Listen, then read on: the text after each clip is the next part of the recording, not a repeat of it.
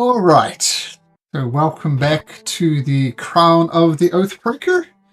Pleasure to be your DM again. All right. Let's have a look at your big map. Let's get sort of situated exactly where you are. You're off in the western reaches of the realm of Iglerion. Crossed the Nazi bridge, defeated a nasty monster, and defeated more nasty monsters at the Lodge of Wanderlust.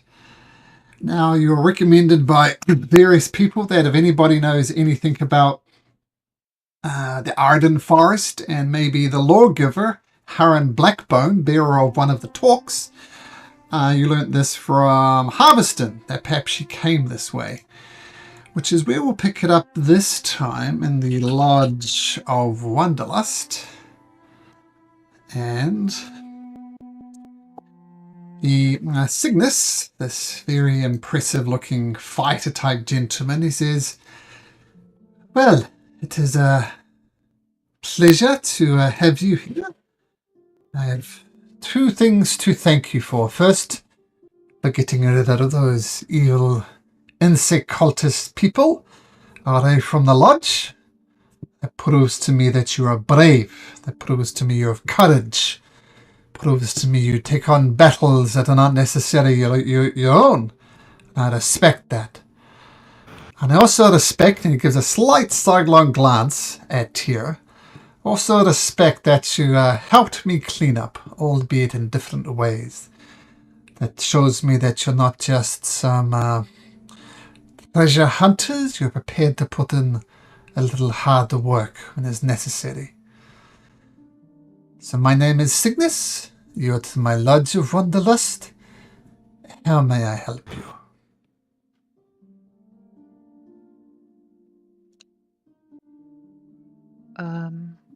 Right. Well, I think we were looking for information on. I think her name was Corinne Blackbone, the lawgiver You mean of Harren? Harveston. Is that right? Heron? I was Harren. close. This is alright. I'm sorry. Yes, there's so many names. No problem. There are a lot of NPCs wandering around. I am but one of them. Yes, Harren Blackbone. Harren is a dear friend of mine. It would be remiss of me if I didn't ask you why you seek her out.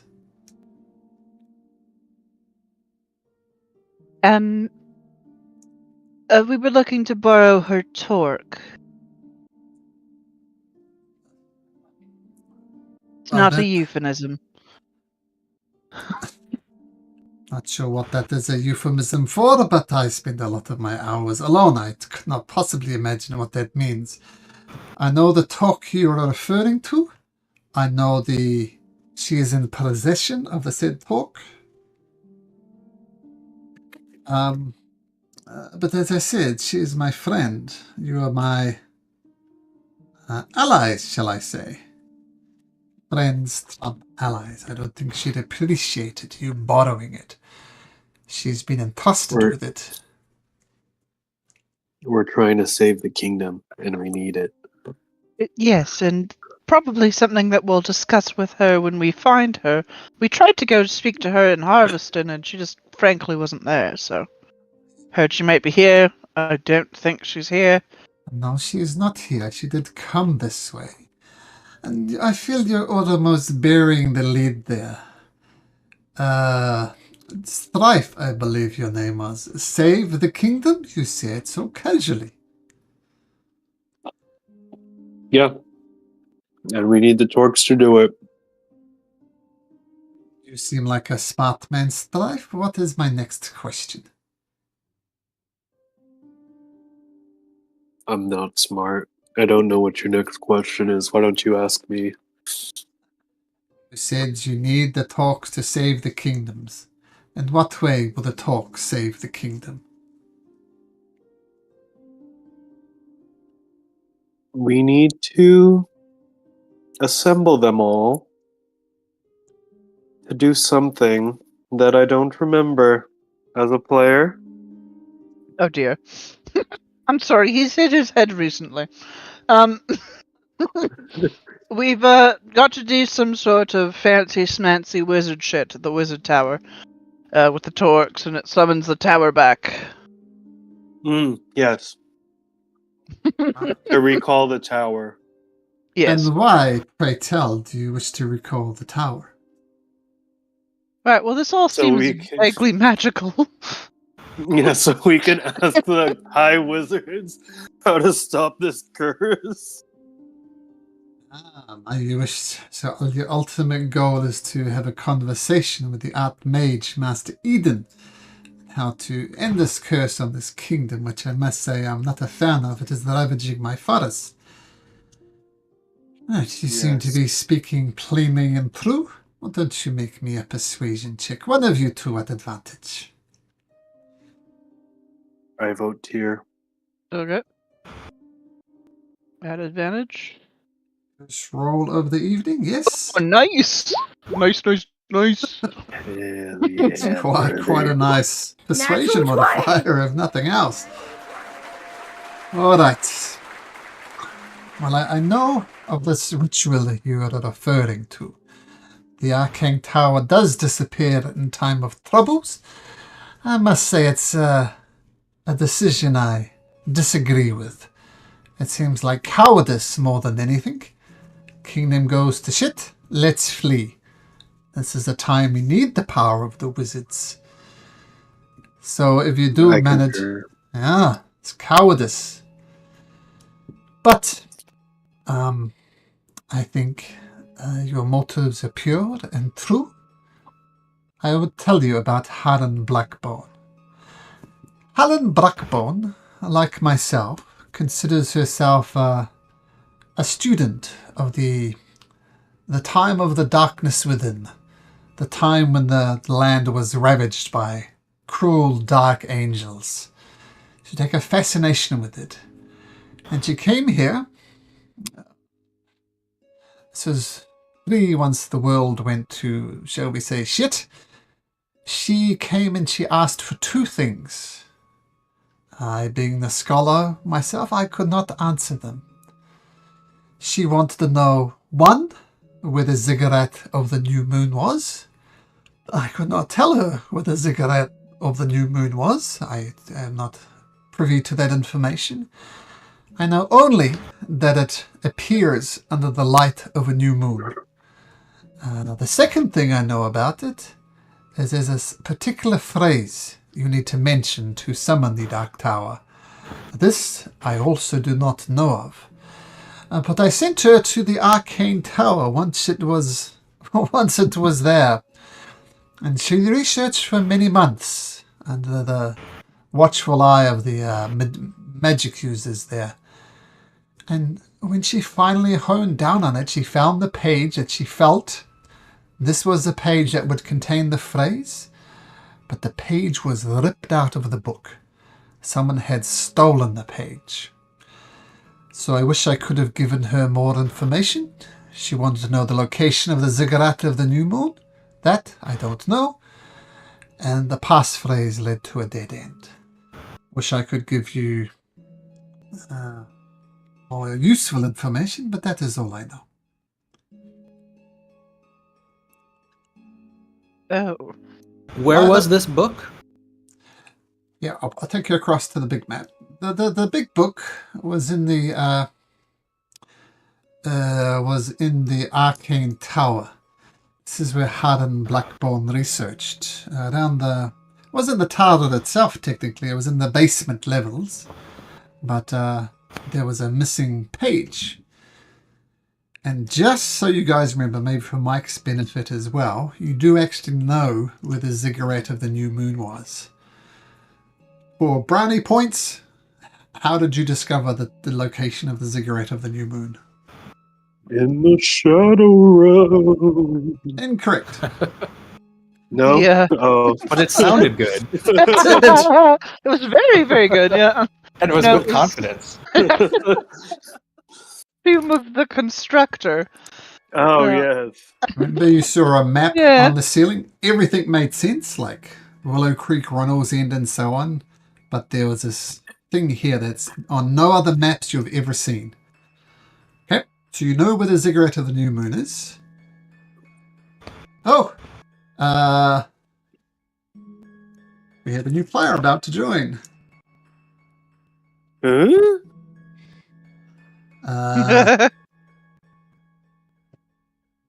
Let me just send them some links and we'll get them in. Okay, give me a second or two.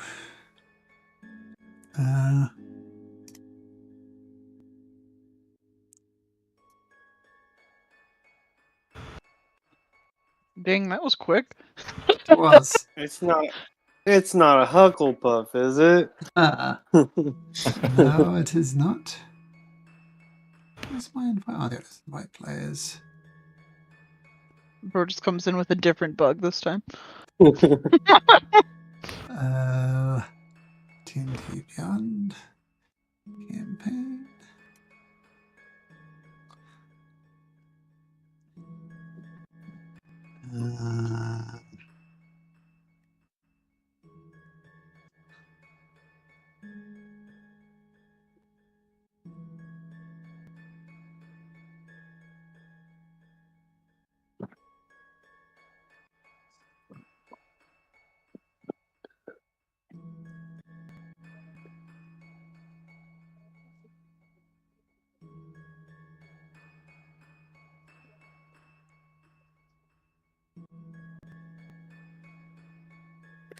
Right. It's putting together a PC at the moment. And we'll wait his arrival. All right. So yeah, you know where the ziggurat is. You know that, well, according to Cygnus, that Arden Blackbone went there to find the phrase that would reveal the ziggurat of the new moon, but the page was missing. So I'll pick it up back with Cygnus. So she came looking for two things: the ziggurat, the location of the ziggurat, and the phrase that apparently had been stolen from the arcane tower. So she left disappointed. I don't know where she went after this, but we exchanged notes and went from there. Do you have any questions?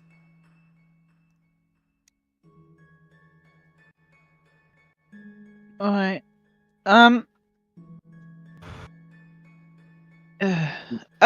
Do you know where any of the other Torques are, if you knew where this one was? Well, I heard that there's one in Gorso. Here there's one in the Smokestone family. Here there's one in Harveston. All the major cities. Like Nangarath, Willow Creek, Ronald's End. Actually, not Willow Creek. I think that there's one in perhaps in Ronald's End. Ronald's End? Where's that? Really? All the way over here. It's a fishing town. It provides all the fish. You put us on the bug map Yeah, again. I'm on the book map. Sorry. Ronald's End is all the way over here. Oh. Okay. Oh.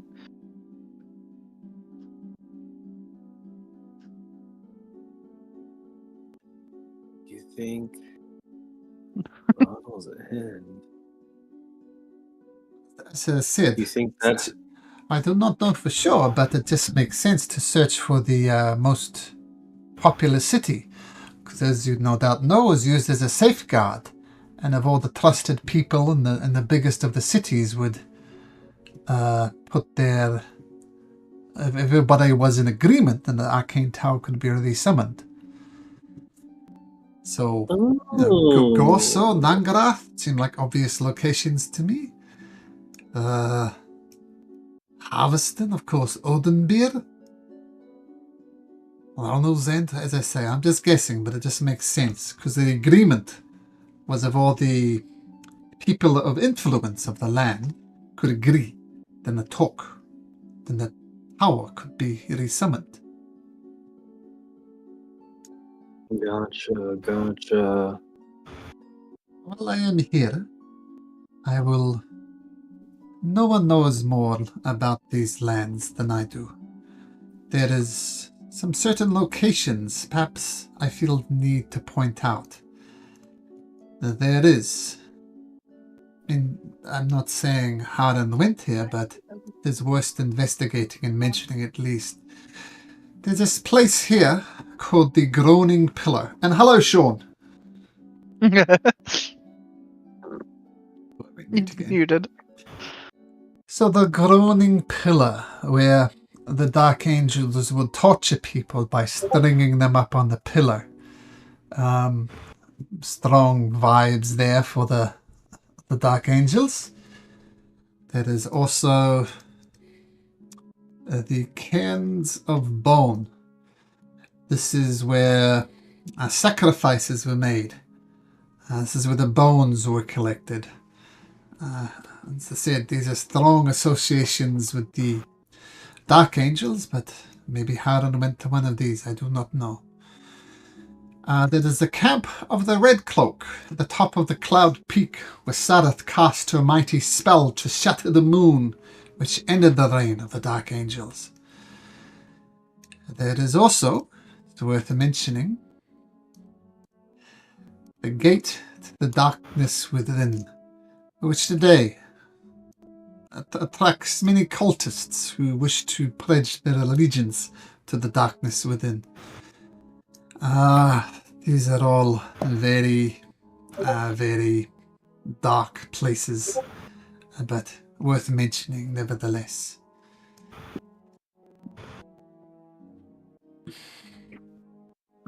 What do you know about Gonshar? Onshar, maybe? I don't know if that's a G or a C. I still vote for Gobshire. I think that sounds good. I think it's a G. Gonchar. Hello, Josh. What's up, bro? What's up, mutant He is bro? also muted. Hello. Hello, Sean. Or give us a holler when you're with us, Josh. Josh plays in another campaign, so he's a good guy. He won't be causing any problems. If they're good... Whoa! Ooh. Maybe Josh, you need to tell a tale of Randall when you join us. That's possibly the most dramatic moment I've ever done as a DM. It was intense. But we'll let Josh. Josh! Hi, Josh! He calls any kind of problems? What is that? No. I never have moments like that. Why don't you tell the story of what happened with Randall, just as a... So you guys are in this campaign, the same as we are. And if I believe you guys have been through the Shadow Realm, correct? Yeah.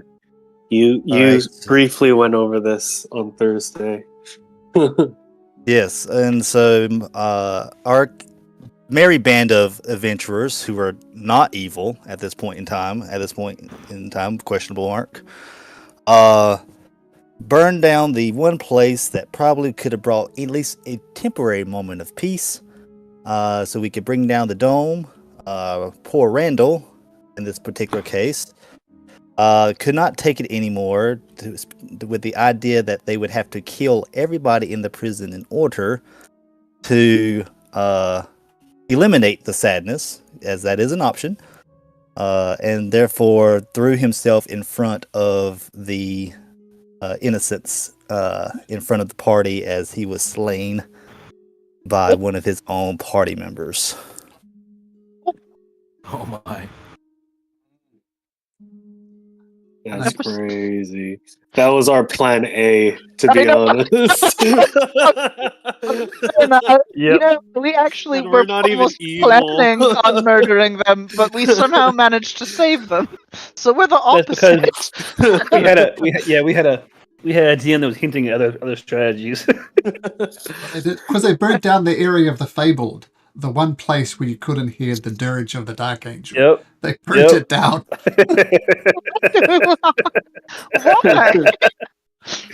Why? One character just had enough. Said, screw this. It just burnt it down. Yeah, pretty much. Oh dear. But I will say that, by the way, I did make very sure that Josh was okay with it, and the character doing the murdering of Josh's character were okay with it, and they were both Yeah, okay absolutely with it. good. I like the story moment of it. It was a very intense story moment. So, yeah. Josh, where you from? Josh, where you from? I am from North Carolina. Ah, see, I heard Yes. a Southerner. I'm in Tennessee. Yeah, I heard a little another accent in Southerner. there. Right? All the Canadians. What do you mean? There's me and Yeah. Malcolm now, and Malcolm. Well, there was 3. It was it used to be more. That's right. It's thinned out now. Yeah. I'm kind of half Canadian because I have citizenships in New Zealand and Canada, so I'll claim both. I'll claim both. Saying you all by There yourself, you though. Just saying. Oh. Yeah. I already have an idea for the player character. What does the party just make up? Just FYI, just so I can. You don't have to go to scope classes per se. There's but- a cleric. There's a fighter. There's another fighter. There's a wizard. Two wizards. Well, But the other 2-ish. wizard's not here. Been out for a bit, yeah. So what about a druid? I guess. We had Our one. druid was black. He was Yeah. disassembled. Oh, black was Doug. blue. Oh, okay. Doug was black. Yeah. Disassembled. That's That got eaten. Ordered, even. Eaten He's in as pieces. He was- over here. He was the one that got beat to shit by one of the nobles. Oh, that's Doug for you.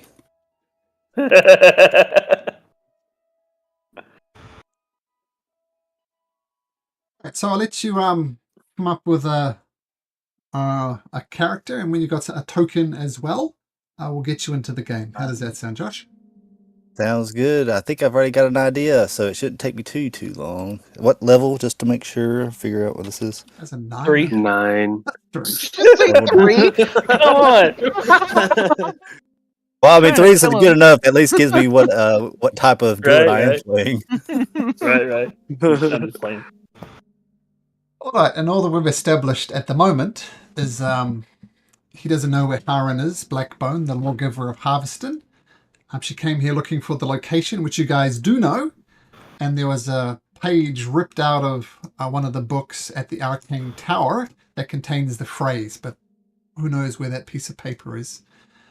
And also revealing some locations: Groaning Pillar, Torture Point of the Dark Angels, Cairns of Bone, where all of the bones of the sacrifices were gathered, I guess, and the Camp of the Red Cloak, which is where Sarath cast her spell that shattered the moon, and the Gate to the Darkness Within, where cultists Wait, are known together. the sacrifices?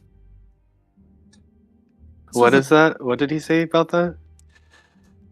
So, well, two things. So this is a torture point where people were literally strung up on this pillar, almost kind of crucified, and they were left there until they died. And then their bones was moved to the cairns of bone. Oh, But not only people were Okay. sacrificed, as general people who died under the tyrannical rule of the Dark Angels. Very, very nasty stuff. got it. And yeah. And then cultists like going here. There's a connection to the Dark Angels. This is the place where it's the strongest. And what does Cygnus know about the Gonflower? Oh, the Gonchar. Well, the leader, Lord Gonchar, is a goblin, as you well know. He famously rescued a queen, and to the disgrace and upset of many of the established noble families, the Gonchars became nobility. In fact, they have a mansion back in Odenbeer. Goblins, they like to think themselves as civilized, but shall we just say that the goblin blood is still flowing strongly within them. They would not be openly hostile if you mentioned them, but they would not be openly friendly either. Bunch of goblins. Now, do you have any other questions Oh. you wish to ask of me?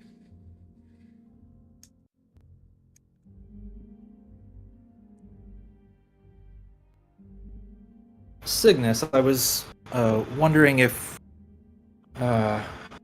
you've heard of anyone going missing nearby. I used to live several miles kind of southwest of here, and then when all the rains started, a friend of mine and I were trying to figure out what was going on, and we got separated, and I have not seen her since. I was hoping, since it's somewhat in your vicinity, there's something that you may be able to tell me about her, or about a missing person. What is her name? Her name is Trevalia. Oh, yes, she come visited me. About How long? About a week or so ago. Was she okay? Yes, she was okay. Your name isn't Quadus, perchance, is it? It is indeed. Well, she was looking for you. And she said, if I ever saw you, to pass on a message to you. She doesn't want to be here in this land. And she's looking for a way back. There is an ancient creature that wanders this land, a stag. And it is said, if you follow this stag, you will find the gateway to the Fey realm. Would that make sense, that she wants to get back to the Fey?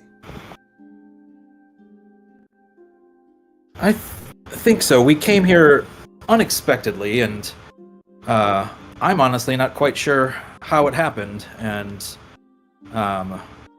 we definitely spoke of trying to get back, and I'm quite interested, though, in what's going on with this rain and learning more about it and trying to stop it. That's what I was trying to figure out before I ran into these fine folks after they saved me from near death. Hoping I can help with their venture to end this curse, and then yes, I would like to make it back to the Fey realm as well. Where is this stag? Well, that is the tricky thing. I know of one person who could reliably summon the stag. His name is Master Eden. And it seems as if you're Sounds familiar. Yes, he is in the Arcane Tower. Now, I told her this, and I told her that looking for this stag was a pointless exercise, as it is known to wander the entirety of the Arden forest. And it's kind of one of those things that only wishes to be seen once it wishes to be found. But if it's your friend, I assume you know how stubborn she is. So Quite.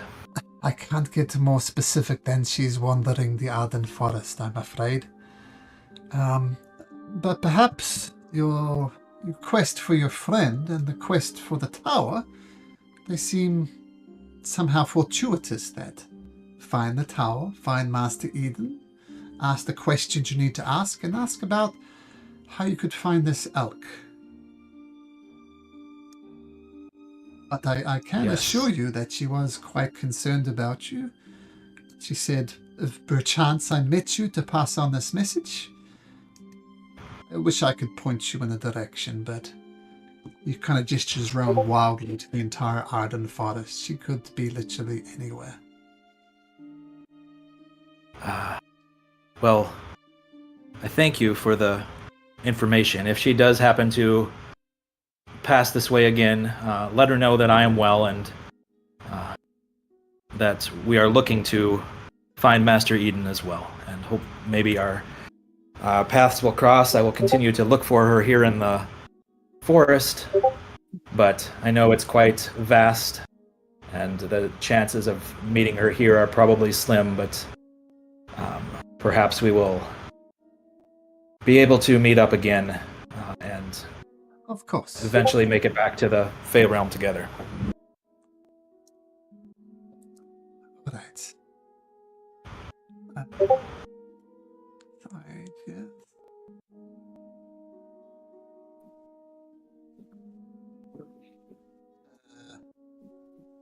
Sorry, just doing a thing for Josh.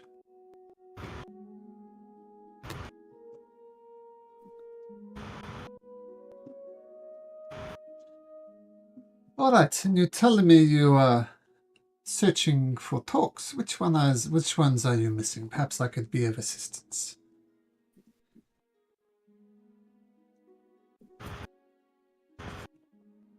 What? Sorry? Which torque we're missing? Which Which torques are torque? we looking for? Well, I thought you Yeah, good just. question. I mean, I'm. Okay. Yes. Well, we don't have the adamantine, but we know that Heron Blackbone probably has that one. We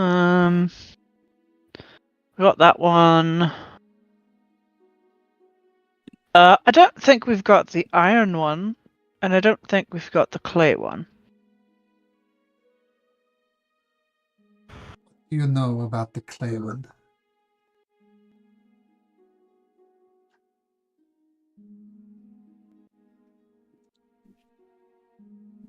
I got the stone one, right?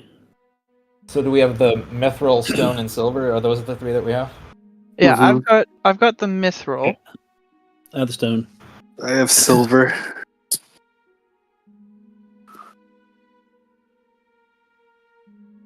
Yeah, so we're halfway there. We're only halfway there, depending on your point of view. You've got to look positively. Yeah. 3 of the 6 infinity torques. Oh dear. It seems as if the iron torque is smokestone, so that's definitely worth investigating. What do you know about the clay torque? Absolutely nothing. Did I write anything about it? I've got Lord Eard, White-Ass Dragon Friend Arden was a close ally of someone called Thalarmus. The Great Dragon. Yes. Yes. So Lord Arden, Yes. Lord Arden was a great friend of the dragon. As you no doubt know, humans tend to live quite a lot less than dragons.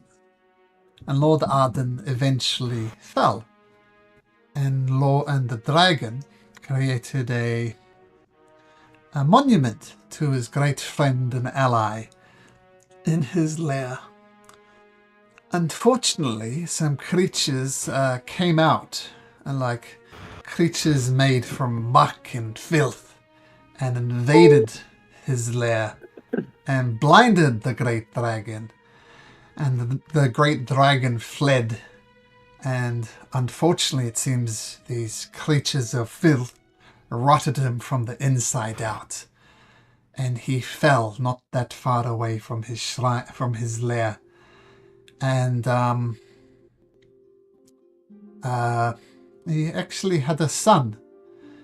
And the dragon had a son, and the dragon went to reclaim the lair, but all he came back was blinded, and he's got left to parts unknown. But I can point you to the location of where the great dragon's bones lies. Yeah, that sounds important. Right up here. If you're searching for the missing talk, that would be the place to go.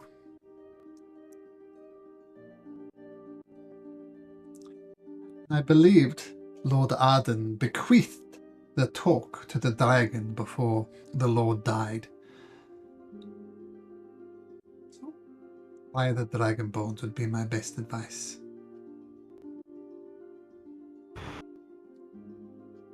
Does it Nice. stretch? It's got to be an awfully large torque then.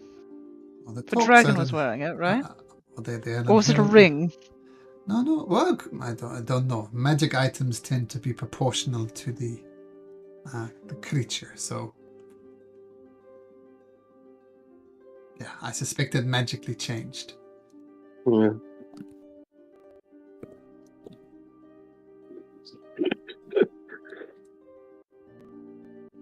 Are there any other questions I can help you with? Mm, I have a question, and mostly because I can't remember anything about it. What is this other thing here? I feel like you would probably know. This Whitegate's workshop. It's appearing on our map, not that you can see it, Cygnus, but you know. Well, although the Whitegate was a magic user of note from the Arcane Tower.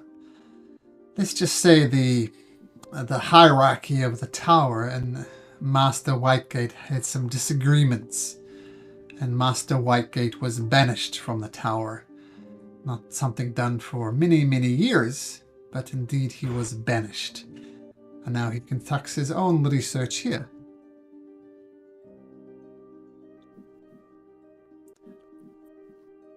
an apostate to the tower. Apostate, that would be a good word.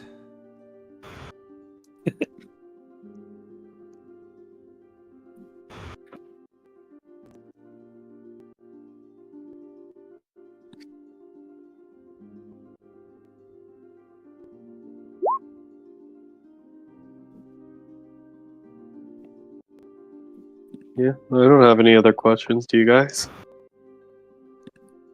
No, I was kind of hoping he'd know more. No offense, of course, but you know.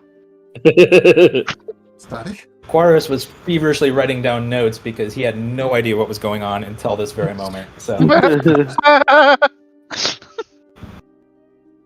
He was polishing armor. As I said, looking for... Arden was looking for the location. I do not know. I do not know the passphrase, but she did pass this way. And, yeah. Felt I was quite useful. I felt mildly upset at this point. No. Don't. You know, it's not the problem that you're like bad. It's just we're too good at our jobs, and we kind of knew this already. So it's not about you. It's just we're too good. it's not you, it's us. Yeah. There you go. Yeah. Okay. Yeah. I'll give you a moment to discuss if you've got any other questions while I work on creating a token and frantically getting another player into the campaign.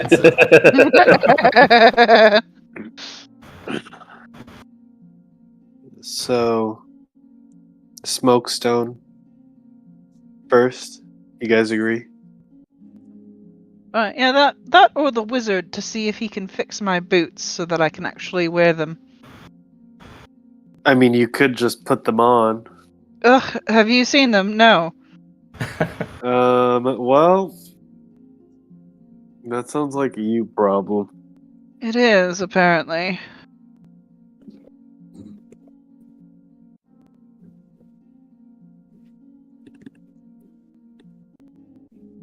I wouldn't mind going there. Oh, well, yeah, I wouldn't mind going there for a sec. It's sort of on the way to the mine, right? Yeah. I would like to go to Gonshar next, though. If my alleged family is there.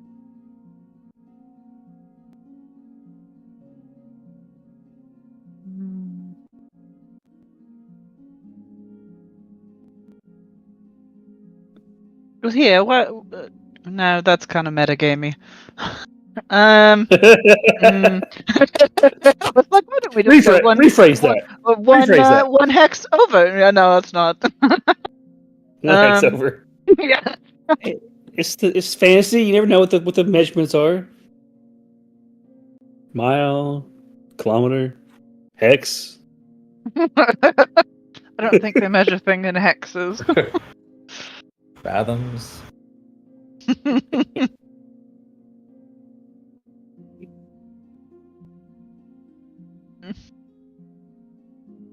Could always go to the mine first, then to the wizard, then to Gonshar. It's kind of in a line. 2, 3. That makes sense. Yeah, that would actually be smarter. Hey, Forrest there is you definitely go. interested in wizardy things too, so wouldn't mind stopping by there. Yeah.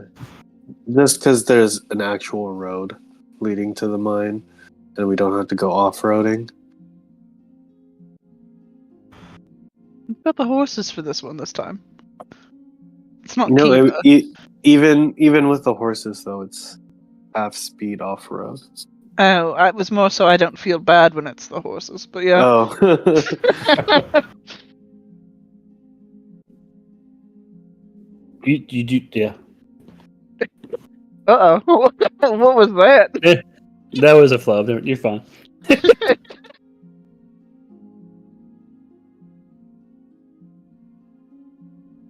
Almost got this set up. Oh, good. I have done this before. Once or twice. You think they got any boats in Gorso that we can take? So we can just boat up the river?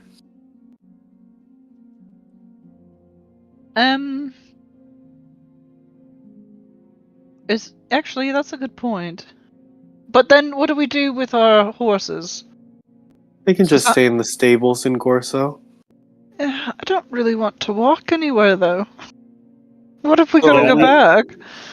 We'll As long as just they're not take pulling the anything, boat I'm down. You know the vibes. Alright, well, as long as I don't have to paddle, I suppose. Can't Not you pulling just a wagon, I'm like fine. summon a giant tentacle creature to pull us? Oh my god, that's right. I can How do long that does for that last? about an As long hour. as Oh, as long as the water isn't nasty water that could turn on us. well, it does look red. Yeah, There that's you go. generally We learned that lesson. Or at least I I'm did. sure that's fine. concerningly that is where the dragon's bones are. You think they call it Blood River? Do they? I don't know. I don't No, know, just but you River know what? Ninook. That's actually a good idea. We could try to take a boat up. To, like, the dragon thingy. The River Ninook is navigable by a boat. That would be a distinct possibility. This river here, over here, the River Howleth, distinctively less so. Like the water is about 50 feet below the edge of the land, and some of the water is quite rough. Yeah, we almost died there. And it's cursed. Yeah, It made me go berserk. yeah, we had to knock you out. Yeah, but at the best of times, River Howleth, not really. But you've gone across the River Ninook probably several times by now. It is navigable, but you will require a boat. Anyway, I'm back and fully focused as a DM now. What would you like to do, guys? Head to Smokestone Mine. Yeah. Okay. So you make your farewells and head back off into the cursed lands. Now, I will point out that now you're going outside of the major roads. Your horses are a lot more problematic. Oh, we're taking the roads up there. Oh, you're going Yeah. that way. I thought you were going to the wizard's workshop Yeah. first. No, we're No? gonna Okay. Yeah. Okay. this Alright. way first. We're Sure. taking the road most traveled. Yeah, and then eventually we'll go down. Okay, got it. Yeah. Okay, so with your horses fully under control, no need to make constitution saving throws. But I will have Quaris roll me a d20. plain old D20. All right.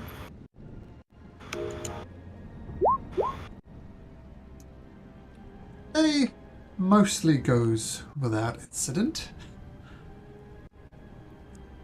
Although you do see a figure seemingly tending to the forest. And he acknowledges you with a nod. I wave at him. Does Dominic wave back? Dominic will perceive exactly what's going on in the situation. What do I exactly do I see when I look that direction? You see a horse, a carriage, cart, with like an awning to protect the horses from the rain, and then probably like Strife and whoever else is in the front seat looking around. Probably Kiva with the really nasty looking armor on. Bro, what are you even looking at? You can't see. Yeah, please tell see me we anything. can leave the blind person to drive. I'm not driving. Okay. I'm riding with you. Like shotgun. Okay. Metaphorical shotgun. Okay.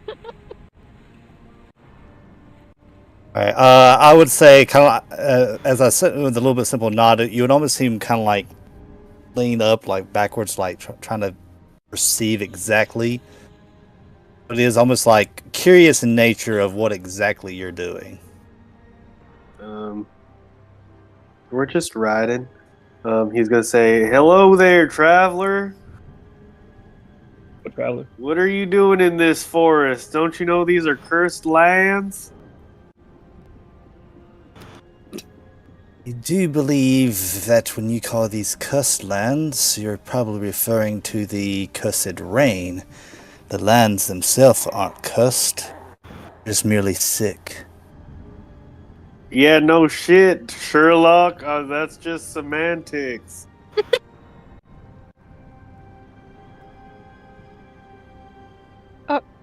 And what are you doing on this road, adventurer? We're heading I've seen quite a few flee in all different directions. I'm assuming you're doing the same.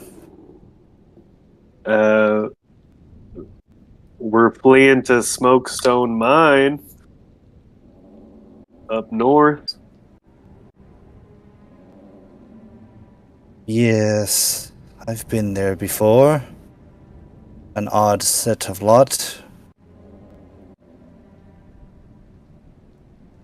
With good hearts, I'm assuming. Good hearts. I turned to Kiva. We got good hearts, I think. Yeah. Yeah. Well, most of the time, yes. You and I do. Yes, we do. Says Kiva, Lord of the Kingsguard, Lady of the Kingsguard. You're the king's god. Of the old regime, not the new one. Yeah. Fuck It the says queen. important. Actually, our name actually is important to point out right now. Might be good. Oh yes, we are the queen killers, friend. When you said the king's guard and the queen's guard over there, you would have noticed that from his hand you would have saw a flicker of flame. People does not notice. Until you said it He was was of blind. the old regime, and then he kind of snuffs it out immediately. Okay.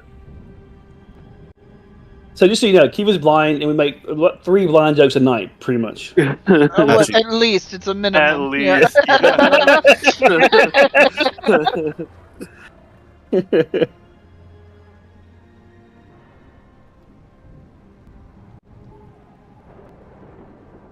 Damn. You're on fire. You gonna put that thing away? What? this, and he'll produce flame from his hand. Yes, I would prefer so. I thought we were just speaking normally. You down with the queen or something? You misunderstand. You see, in order to heal the land, you must destroy the land.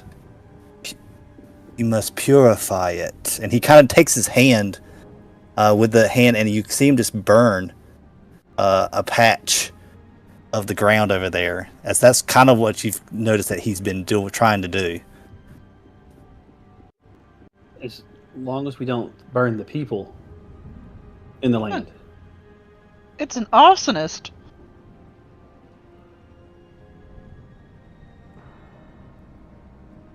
Yeah. When I've heard that, somebody said it's an arsonist.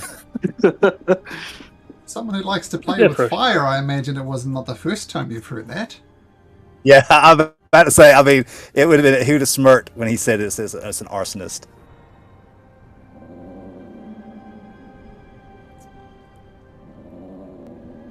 As long as we protect the people first, then you did arson away. Yeah. You must burn it. understand, I don't burn things on the whim just to watch it burn, if that's what you think. There's always a purpose for this fire. Sometimes it is to destroy, but to destroy those who deserve it. But sometimes it's there to purify and cleanse. And sometimes it's even to heal.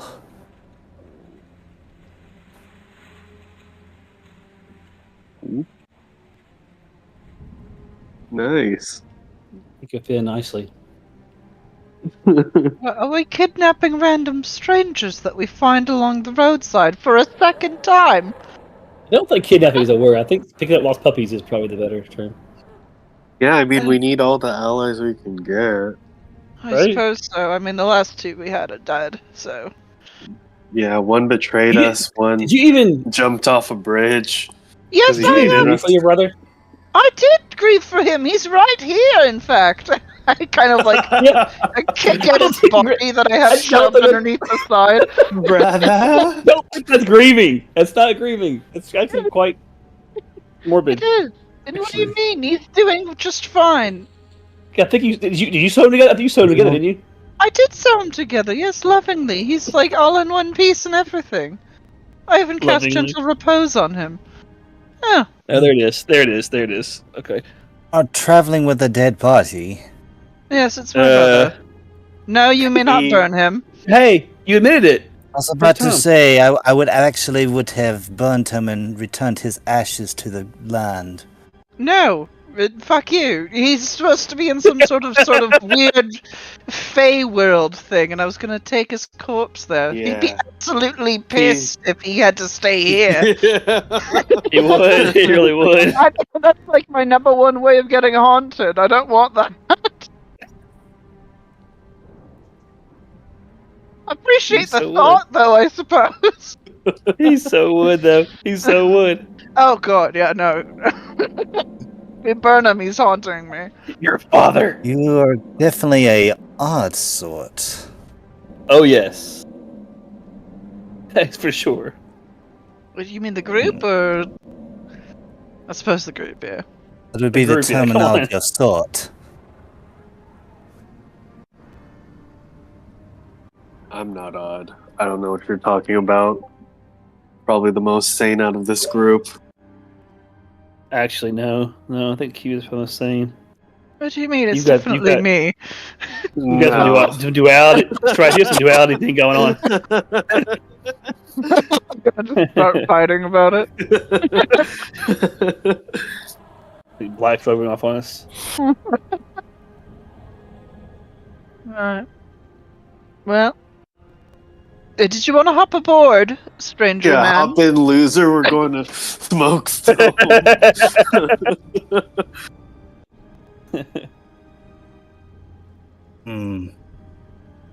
No, I don't usually just go into a group of strangers. People die that way.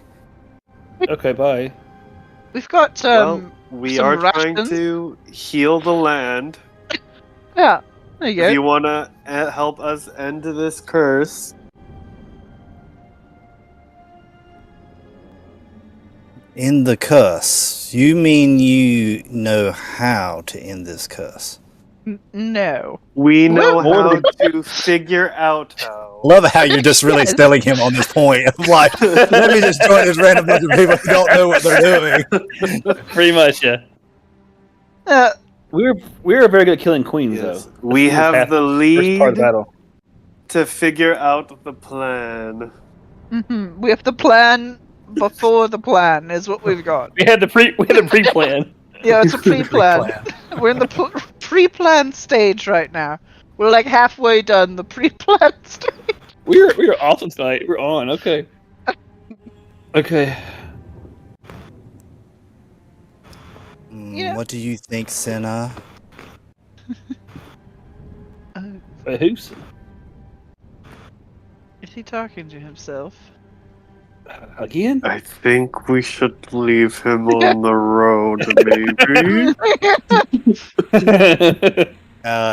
You would probably notice, actually, beside your cart at this moment in time, unbeknownst to you over there, you'll see a fire spirit Do I hear it? in the shape of a bird. Ooh. Surely I hear that, right? Is it within 10 feet of Kiva? If so, keep him. I hit it. Well, just because that's your range. It's probably or flying your on top, sight. No. it's flying no. above, watching. He's talking to the bird. I don't know if that's better or worse. Right? A flaming bird, you said? In this Yes. rain? In this weather? Yeah, you notice it's not affecting it at all. It's like raining on this Ooh. bird, and it is still on fire. Man, that's what's up. That's what's up. Bro's really about his fire.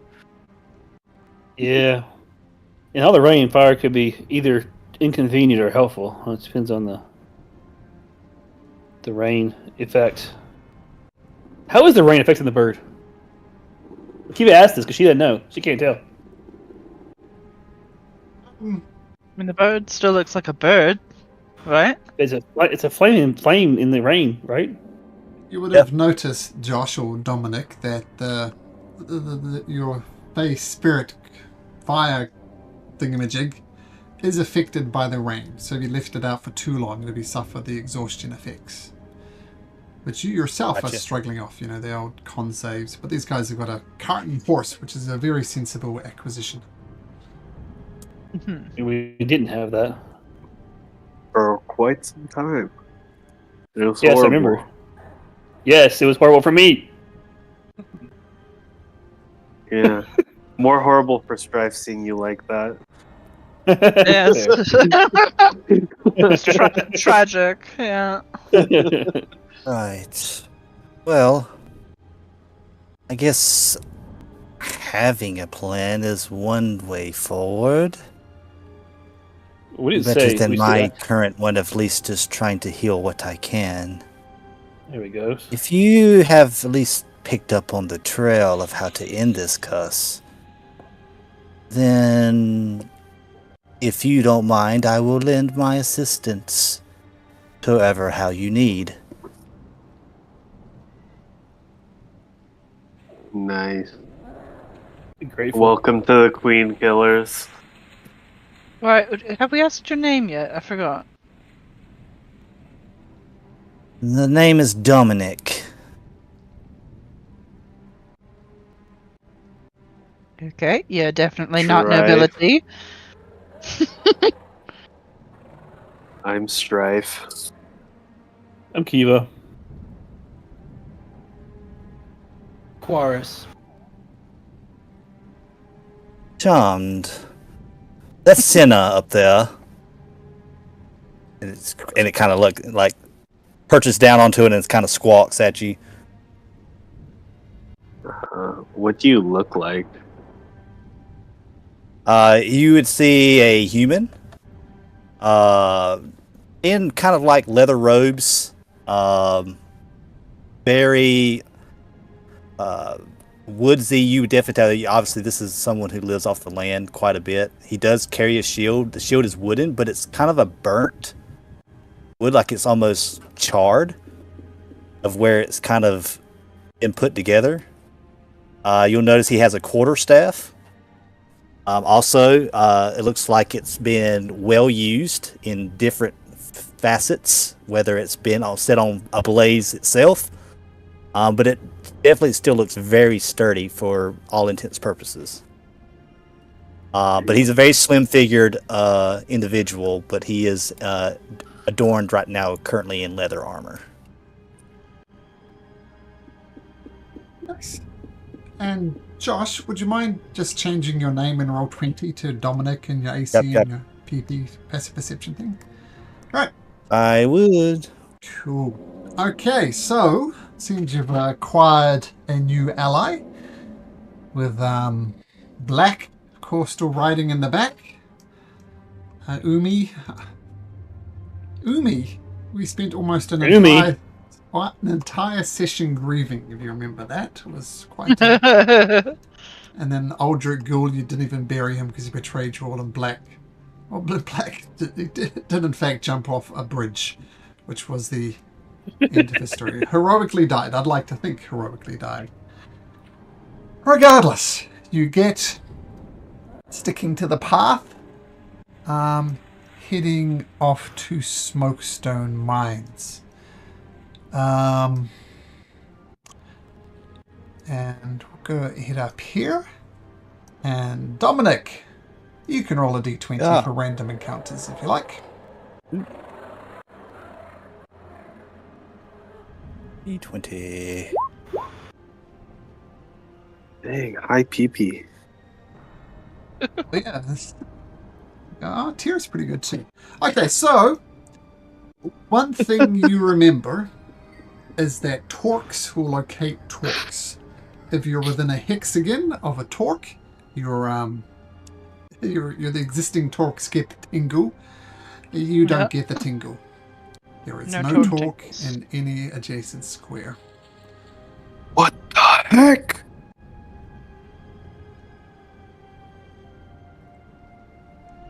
You guys want to still check it out at least? I mean, we're here, I suppose. Might as well. Maybe someone there knows about it. Oh yeah, true. That's true, yes. What if the person that tried to get into the tower has this torque? Because remember the farm people saw a torque on them? Oh, you know what? I actually completely forgot that. Yeah, let's ask around. But just to reiterate that point, the people did in fact, if you remember, before you went into the vault of the tower, look if someone forcibly broke their way in before you. And they described them as a rather large orc, some type of magic user, some type of minstrel like a bard, and one other one. And they broke in, and then they left. So that's all you know about them, but that's perhaps a clue worth looking forward. I will point out that also down here at the Lodge of Wanderlust, if indeed Abaldor Whitegate has it, no tingles there. So none of the squares so far, and none of the squares around here. So you know a torque is not here, and not at the workshop. So, do you proceed to the Smokestone Mines? Yes. Okay. So one more d20 check, please. Let's start from the left. Tier, roll me a d20. Uh-oh. Roll me a d100. Classic. 12.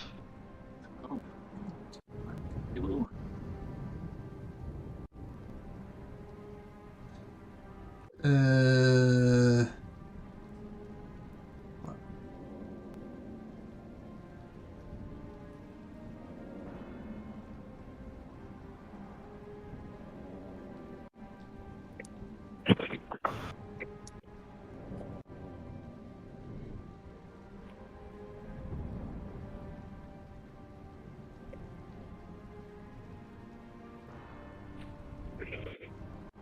Doesn't so much happen on the way there.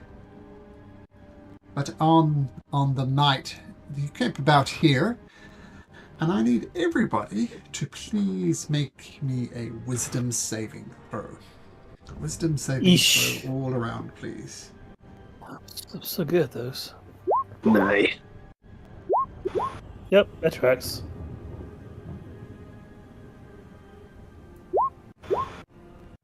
Okay. Yeah, I'd love for her to be wiser than that.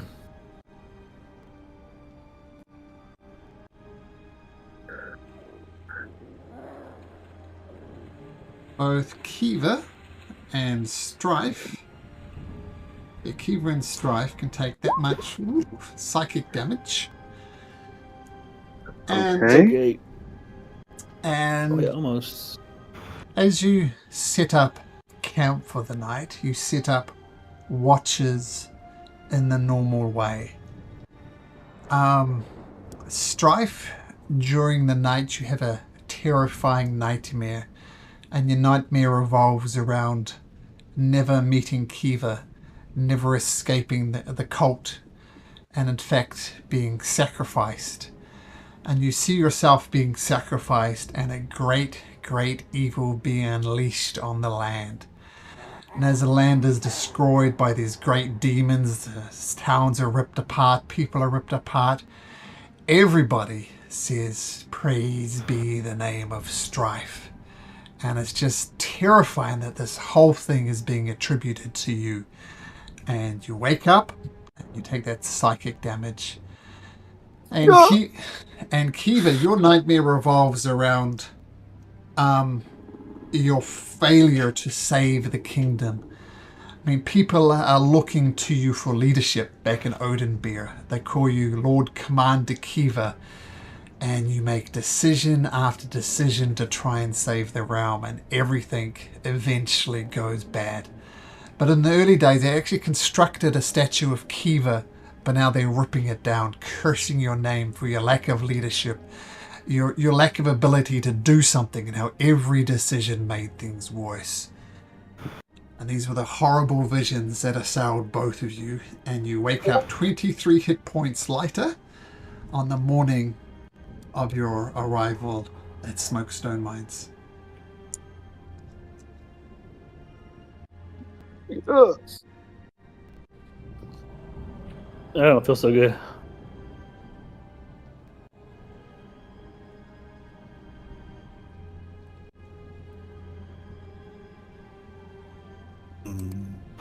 Yeah, that was a bad dream.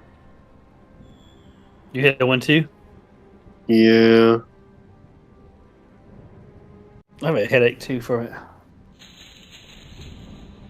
Is it minus from the max or just damaged?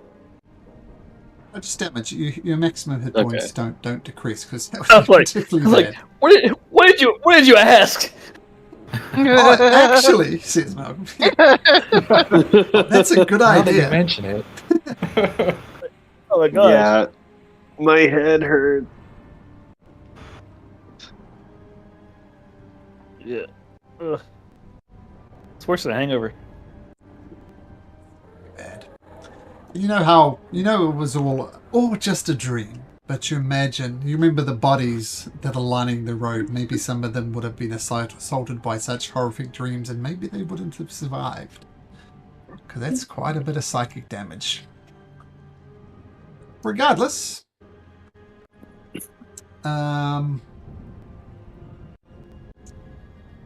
you make your way across to Smokestone Mines.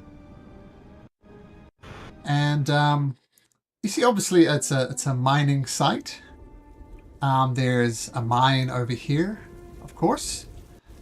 You see a few miners guarding the gate, and they say,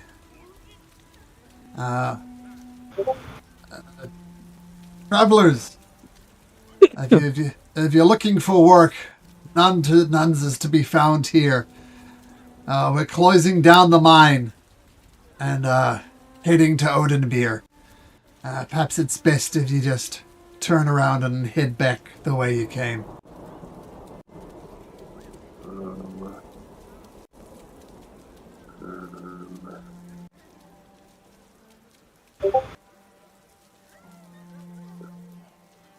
Why are you closing the mine? Good question. The mine has run its course. We've been here for decades mining this thing, and we think the mine is given all that it's given. But our supervisor, halfling in fact, named Ilbard Serpentspike, insists that we keep mining because he insists his research has found a mithril vein that is well worth mining. But given this land, given the curse, given that commerce has pretty much ground to a halt, I don't think mining, even if the mithril vein was true, we don't feel it's worth digging for. Our farms are dead, we're running out of food, and we just wish to get out of here. But we don't feel safe going to Oathbreaker. What news can you bring of Oathbreaker?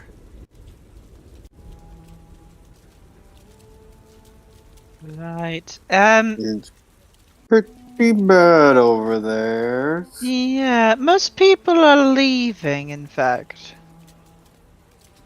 Being ruled by a tyrannical queen. So we've heard about the Queen even this far away. But we feel at least Oathbreaker has walls and food stockpiles.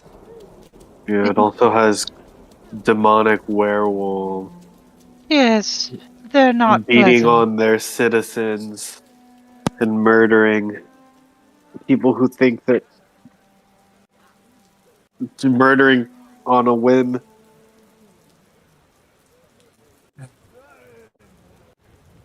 Well, friends, you have not come bearing good news. But please, come inside after the rain. We offer you that much at least. Please, come inside. And they open the gate. I assume you wheel the wagon in. And they welcome you inside a house. Looks like it was a canteen of some sort at some point. Look, never let it said that us miners aren't generous folks. We welcome visitors and we usually feed them, but we're struggling to feed ourselves, quite frankly. But we have naught to offer but a comfort over your head. Tell me, if Oathbreaker is not safe, where would you send a bunch of miners? There's Harveston. I mean, Gorso's not that far. Gorso is recovering from recently being liberated by a group of heroic travelers stopping by. If I ever meet the travelers, I'd be happy to shake their hands. I reach my hand out. It's an honor to meet your friend. Othel Honor Feet is my name. He's a dwarf. Right. Now, tell me, I heard Lord Gorso was trying not to A put this. disgusting pervert. That's what he was. Well, I was trying to Yes. say it politely, but that Okay. is accurately, succinctly and accurately describes the man. I assume by liberated, it assumes the Lord has left or killed. Yes, he's been liberated of his life. Oh, that is good. Tell me, what do you think that the folks of Gorso would feel to the 20 odd of us arriving as more or less refugees from the Smokestone mines? I Would think you add if Mm, go ahead. you can provide relief to this, as I said, recovering town, I think you would be welcome. But if you guys are just looking for a safe haven, I believe Harveston is your best bet. Harveston is so much harder to get to, though.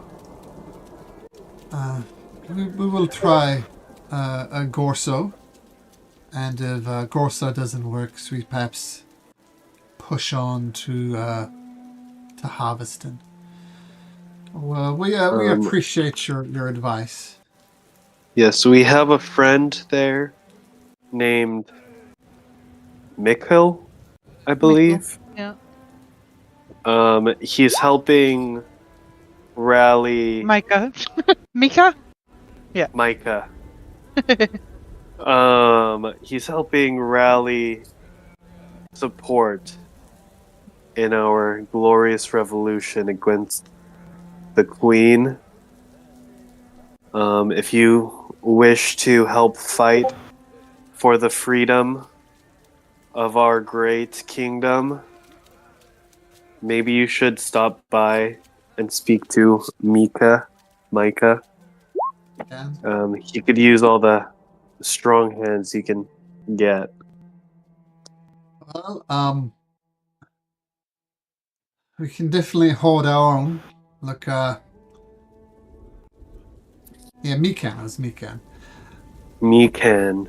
We can definitely anything that ends us cursed, and if you say we have no reason to disbelieve you that the Queen is behind this, we will absolutely take arms against her.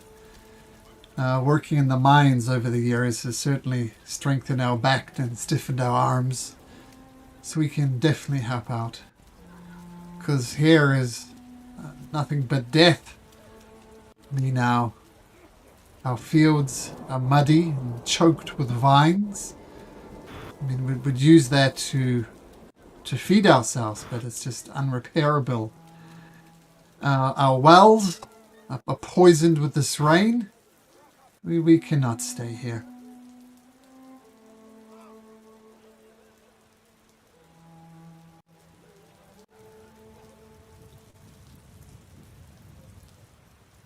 You believe that there's no hope?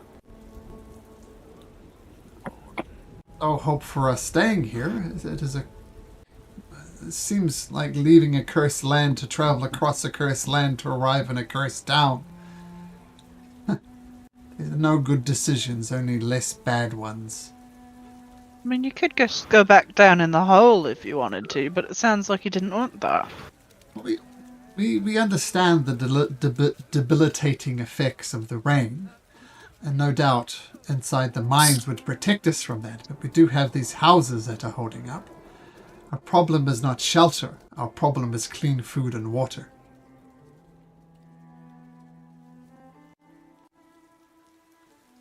Do you mind taking me to the field? Of course. And let me check to see if Dominic's token works. Have a look at that. What's your max hit points, Dominic? 66. And your armor class? 15. That's where you go, Only what? Lonnie. Sorry, go ahead. So one of the dwarves takes you across, and look, as you see, it's just been choked by the rain. There is no life there. We try and sow seeds, but the twisted, thorny vines take over, and by the time we've hacked their back, the seed is rotten. It's a lost case. What do you think, Senna? You see Senna kind of like eyeing, and he'll kind of swoop around and fly around the outside of it.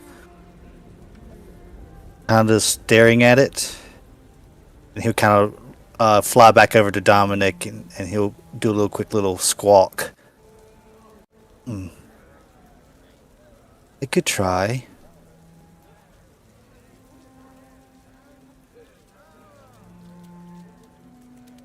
And Dominic kind of runs off into the middle of the field and plants his staff right in the middle.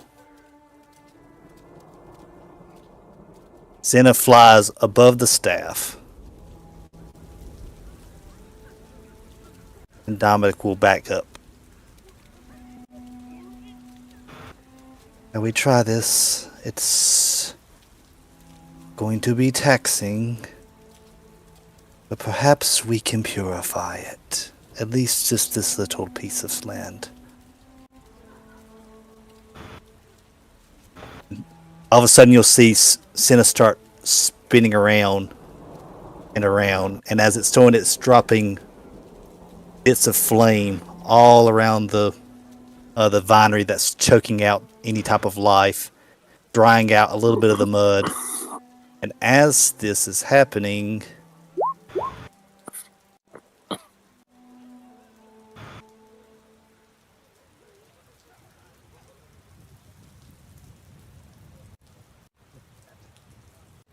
It's growing. you can see the flame just kind of burn off the vines. It blackens the soil and the land, and all of a sudden, as time continues to go on, you'll see sprigs of green pop up here and there. This is an 8-hour process. But all the dwarves, there's some humans here as well. They all come out of their huts. And they start watching the first sign of hope they've seen for a long time as life returns to their garden/farm. And once the ritual increases, then that is mightily impressive. While we can get some crops out of this now, no doubt, it does not stop the problem of the rain. Well, we thank you. I feel That you are this is correct. a temporary solution, but we appreciate it nevertheless. Of course. If you can figure out at least how to cover it, at least to keep it dry from the accursed rain, and find a way to cleanse the water, I do believe I can help with that as well. But it's said that miners are afraid of hard work, and already you see some of them discussing ways to keep the rain off at some type of shelter system. You said water as well?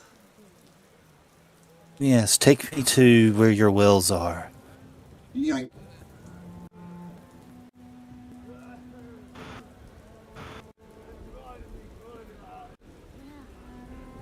And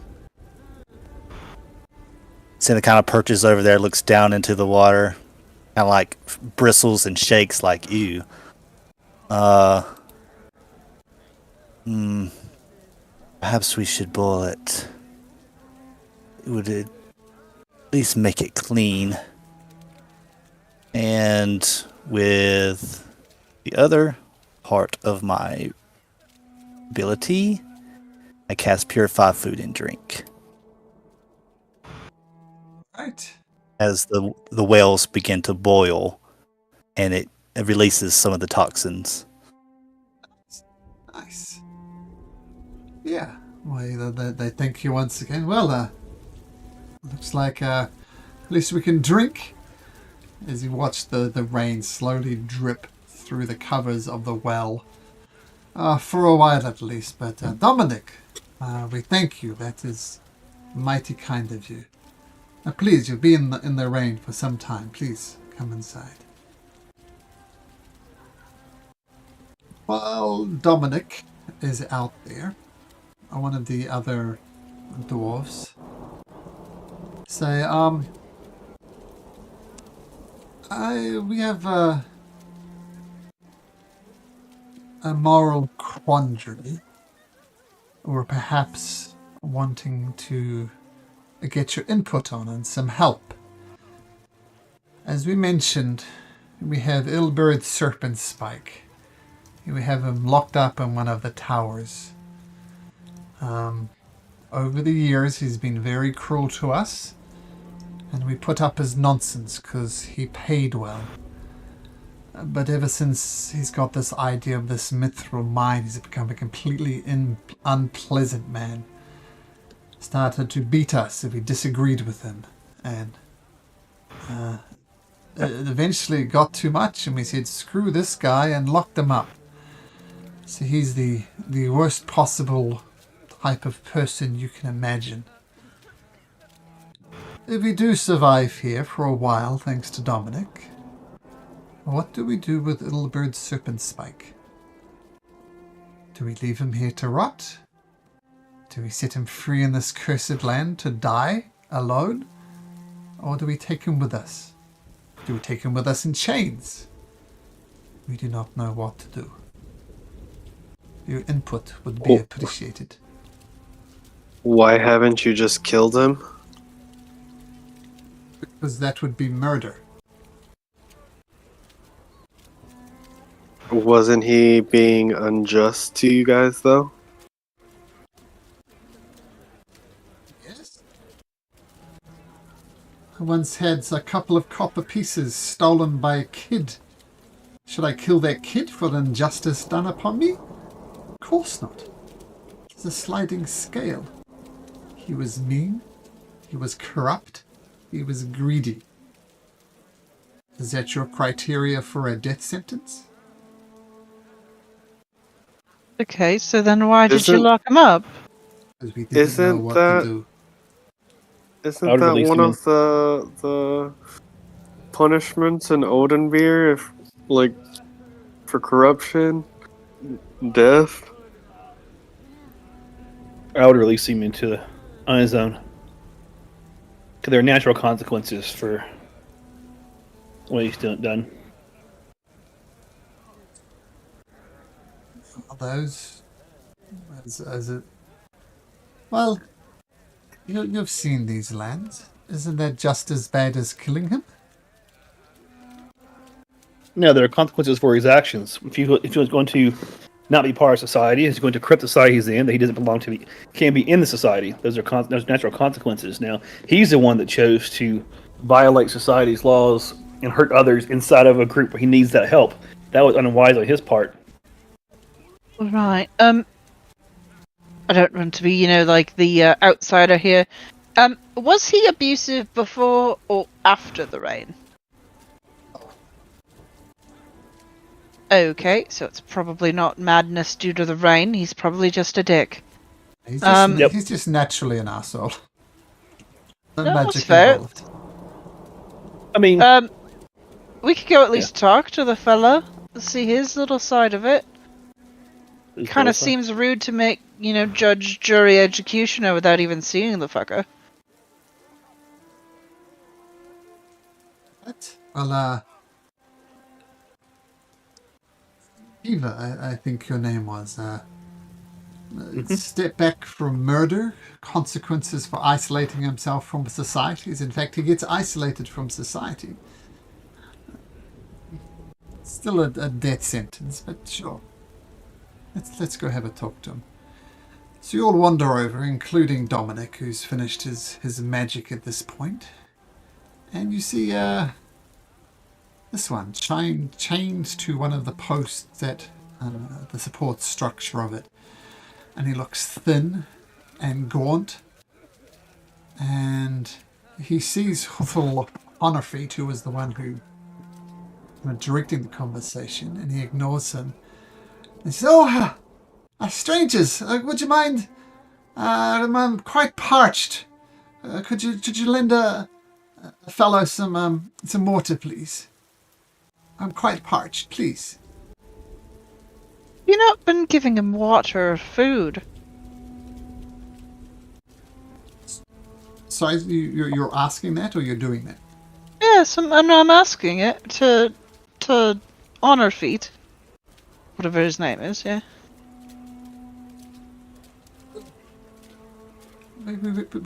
As you know, we lack fresh water. We lack food. He's not the only one going thirsty and hungry. It's just we did not beg, but that does not seem to be beyond him. Look, I'm not begging. I'm thirsty. Have some sympathy for a fellow humanoid, I guess. I'm just asking for fresh water. Please. Right, see, that is kind of hard nowadays, but let me check my bag. I've do got a little bit of water. Fuck it. Yeah, I'll give him a little bit. Much the way you've seen in movies, he gobbles it down greedily and almost spills half of it. He kind of tries to scoop it up in his hands off the stone floor. Ah, thank you, my lady. I know Huthle's going to disagree with it, and he holds up his hands that have been manacled, and you can see like it's red and raw around where the manacles are. Could you release me, please?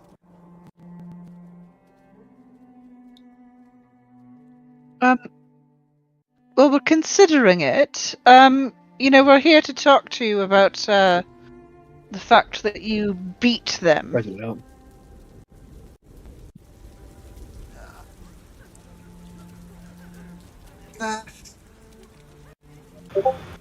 Yes. Did I do that? Yes, Well, you see, I'm just one cog in the wheel here. You see, my family, who live all the way back in Harveston, if you can believe that, they're struggling. I assume they're struggling even more now. And this gentleman, at least you call this, called Cornelam Kurgum. He is the technical owner of this mine, and he gives me very, very hard quotas to meet. And if I don't meet the quotas, you see, it's bad for my family, because he uses that as leverage over me. So while I did wield the stick perhaps a bit too hard, it was all to protect my family. Okay. Does that seem like bullshit, or does that actually seem plausible? Can I insight that? Sure. Oof. I watched that roll off the 19. That was really sad. Can I insight too?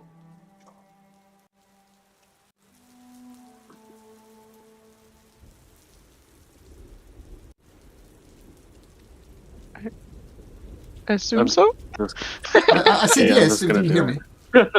No, we're all just waiting for an answer. Yeah.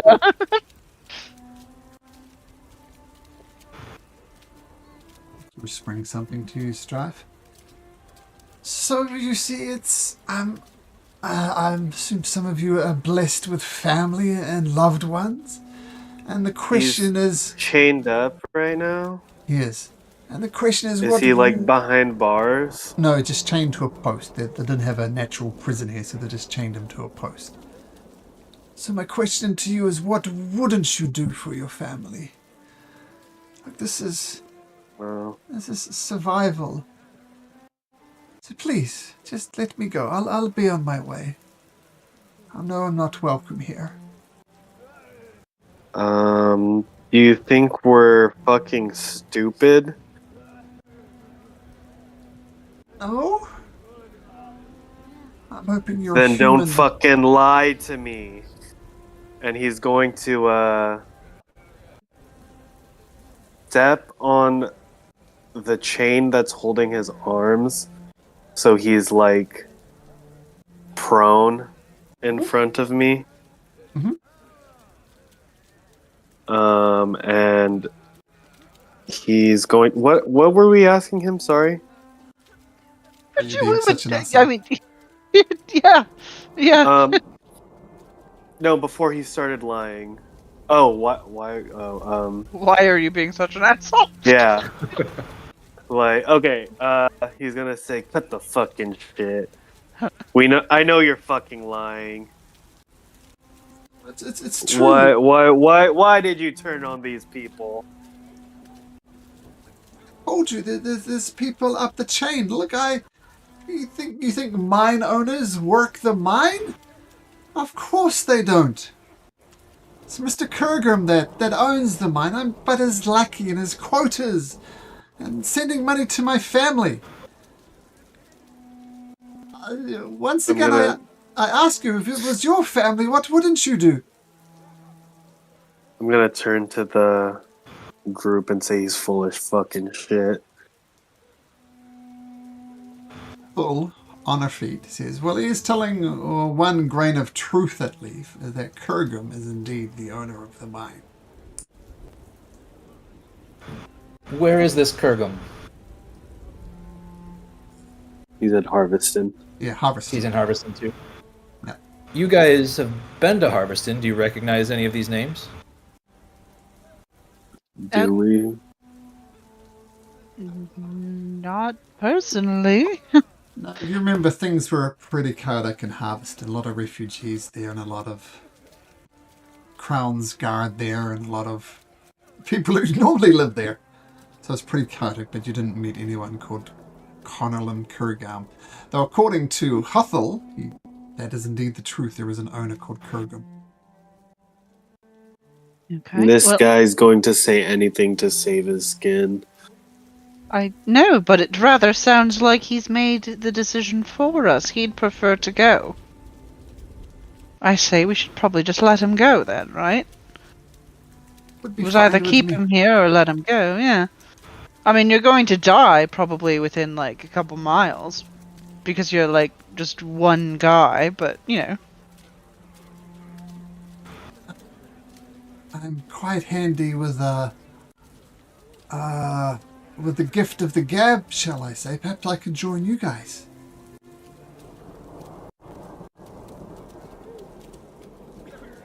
I mean, I like your chutzpah, but I'm pretty sure my friend is currently standing on you. You're asking to join us? Yes.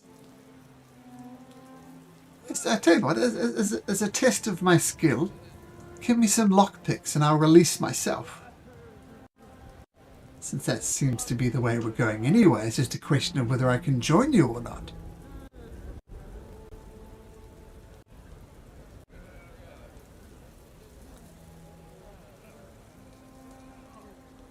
Come on, what are the downsides here? It's not like I could run.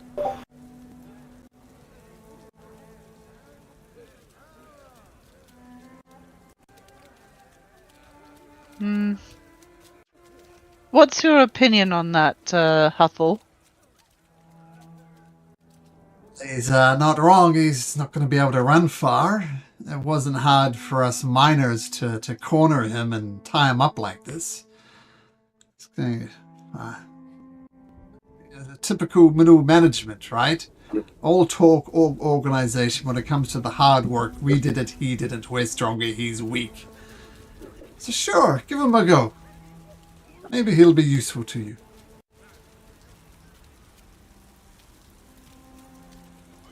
Anyone have any lockpicks? I'm not going to offer mine. I give him mine. Thank you, friend. Sorry, friend, what was your name? Quaris. Quaris, you seem like a nice fellow. Don't you think I could be a valuable addition to the party? Yes, he's latching on to the one person who's been nice to him so far. Well, what do you say, Quaris? If I pass this? What do you say? If you pass this, we'll consider it. Right. So you pass him his lockpicks. He is indeed proficient in lockpicking. He's going to get a +5 to this roll. He's looking for a DC 15, but he is exhausted. So I'm going to roll 2 D20s. Both of them, I guess, have to be over 10, I think. Oh! He deftly opens it up. That's the type of disadvantage you dream of. And he politely hands back the lockpicks to Quaris. Well, as you can see, I'm not without skills. I've done what you asked. So, Quaris, what say you? First, Quaris holds out his hands for his lockpicks back. Yep, he gives them back, no problem.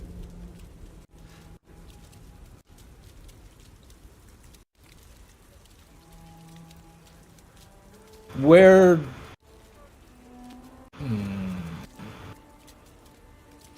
where is it that you are wanting to go? You go. As I said, I know I'm not welcome here. I'll just come along, join your caravan, and be as useful as possible.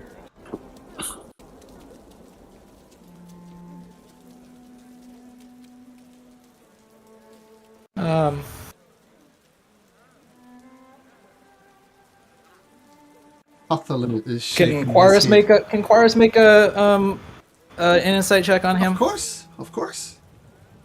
Okay.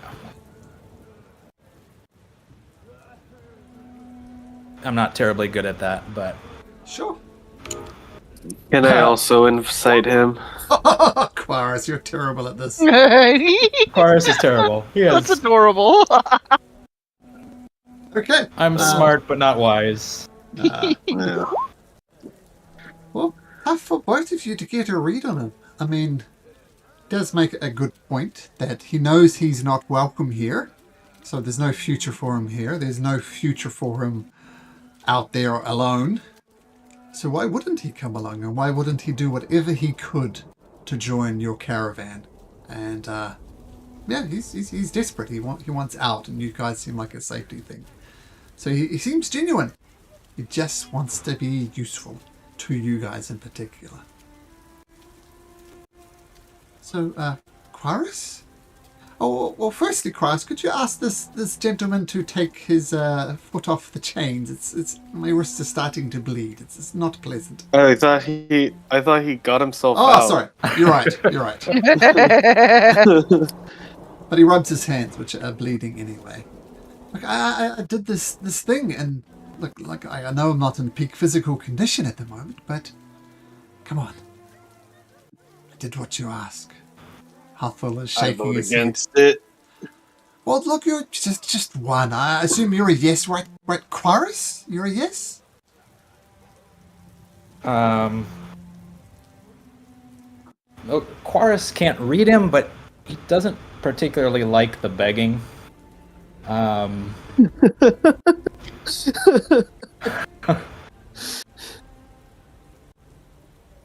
think, yeah, Quaris is gonna attack him with his rapier. Oh my god. Wait, what? Wait, what? Okay, make an attack roll. Your first 14. 14 hits. Roll damage. And yeah, Quaris, you're That's the nice one. crazy. You surely say yes as you attack him with your rapier and cut him. And he takes. I'll just ask at this stage: is this lethally or non-lethally, Quaris? I feel like I need to ask.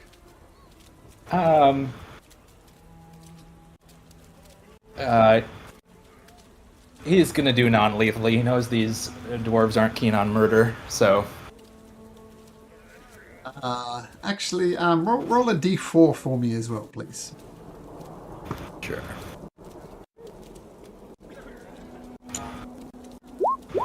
Yeah, that'll do it. So, you normally has 9 hit points, and I figure he's taken d4 points of damage just by being here, and 6 plus 3 happens to be his hit points. And down he goes. He's not dead, but he's unconscious. Well, that's one way to sort out this moral quandary. Well, my question remains. What do we do with him? Right. How mad at him are you? Very. Like, how bad was he beating you? I know that's a very strange question, but... Just a couple of swipes with a stick. Enough to leave a nasty bruise the next day. To keep us in line. Right, like, how often are we talking? Once or twice a day. To not the same person all the time, of course. Right. You think if we got everybody around and everybody just started beating on him, that they'd be less angry? You mean like tying him up and stringing him up maybe in the tree, like a piñata? Ooh, that's not quite what I meant, but alright. You can borrow my stick and your Halvers's quarterstaff.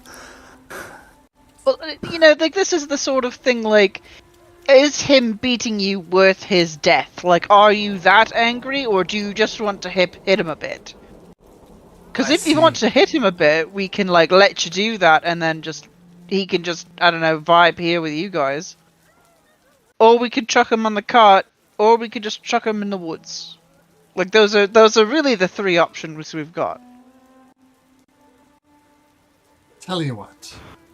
I'm opposed to murdering him. In any way, shape or form. But I know a lot of the men do not agree with me. Should we leave him in their capable hands?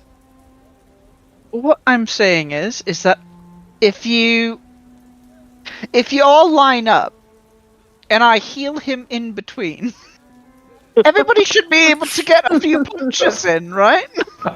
And then would everybody feel better?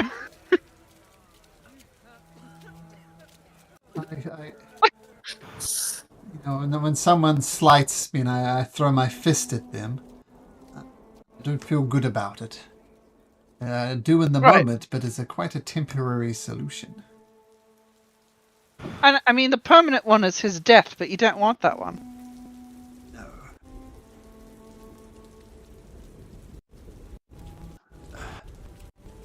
It's very hard to forgive when you're still angry. It is true. I'm not going to suggest everybody beats him. You either take him with you or leave him with us. Or kick him out. Actually, no, don't leave him with us. Abandon him or take him with you. Alright. I'll put him on the cart for now, and we've got a lot of woods to figure out what we're doing with him. Okay. So the dwarves of Dark Smokestone, they're very appreciative to Dominic in particular, as there's some type of life in the lands, and many of them come up to individually and thank you, Dominic, and thank you for the blessings you've given this particular land. And they're often apologetic. They want to offer you something, they want to gift you something, but they just don't have it. But they're very appreciative. You rest up in the morning. Strife and Kiva, you can have those hit points back if you like from your terrifying nightmare. And I guess you leave the next morning with Quaris, with Little Beard Serpent Spike along for the ride, for now at least, in the cart.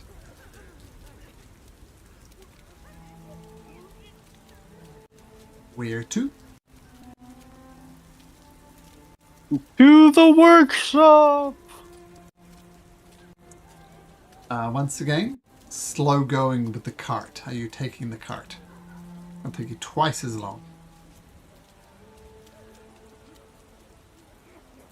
Yes. I'm not pulling it. Well, you can take the cart through the forest, but it's a forest, right? It's not a road. Yeah, but means we're not doing con saves. That's I got a true. feeling two people here would do well with doing that. Okay. So I'll explain how this is going to work mechanically. As we're going to roll for two, like you're going to be traveling here. We're going to be rolling 2d20s. If you roll a natural 20, your horses or your cart are going to become unusable. They're going to break because forests and carts don't tend to go together. So that's the price you have to pay. But you're going to avoid the rain. So let's go through it. As you push off the rain into the Arden forest. And I think I mentioned this last time. The Arden forest, like all forests here, are strangely without sounds. You'd usually hear the sounds of birds and small wildlife like rabbits, squirrels. Just nothing. It seems the midnight curse, the rains, has really sucked the life out of the forest. As you drag the cart through the muck and the mud, Tyr, roll me... Oh no, you did it last time. Strife, roll me a d20 twice, please. Okay. For the 2 days you travel. Roll me a d100. 80. Oops.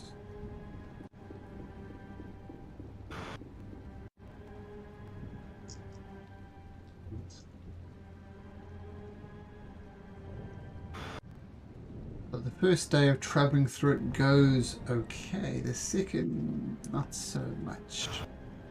And you rolled an 80.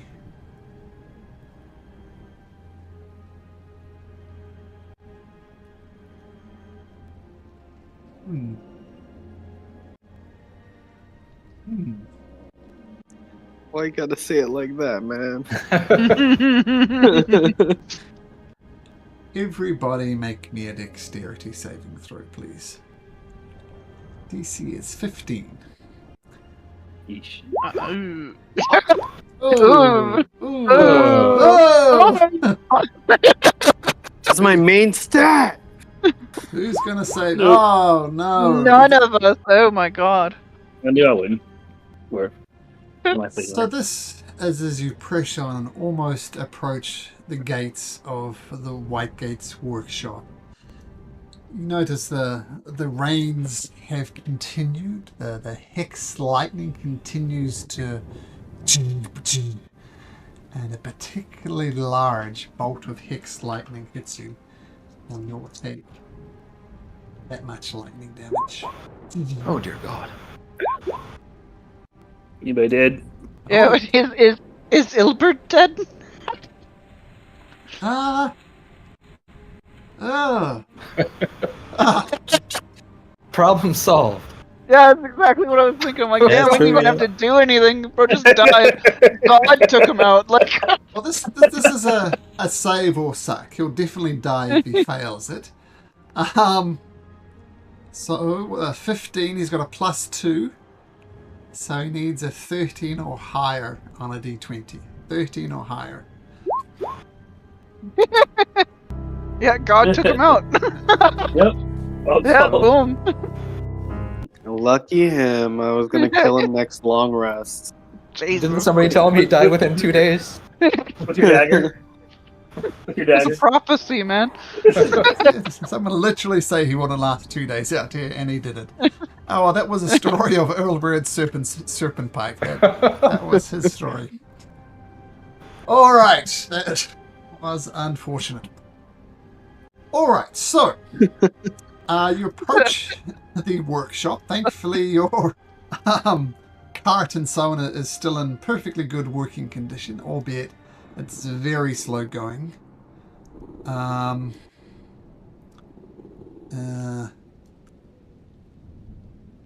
And you approach Master Whitegate's workshop. Now, the first thing you notice about it, well, the Lodge of Wanderlust was well constructed and well maintained. It's almost part of the forest, like the moss grew naturally on it, and it was really working together. But this small wooden hut It looks very accurately designed and built with well-crafted features, like glass ceiling windows, with a small wind turbine in the roof, and there's a little gallery above, like a little second story to the place. It wouldn't look out of place in somewhere like Oathbreaker and some of the more noble districts. It's in stark contrast to the harsh environment around it.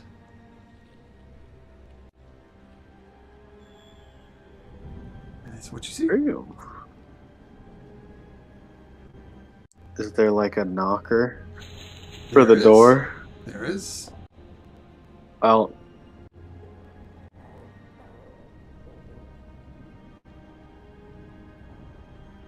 Sorry, you'll knock? Is that what you said? Oh yeah. I'll knock. You hear a voice, look, please go away. I'm sure you're cursed by something. I'm sure you've got some problem. Sort it out on your own. I do not know how to end the curse, and I am busy. Be gone. Good day. Goodbye.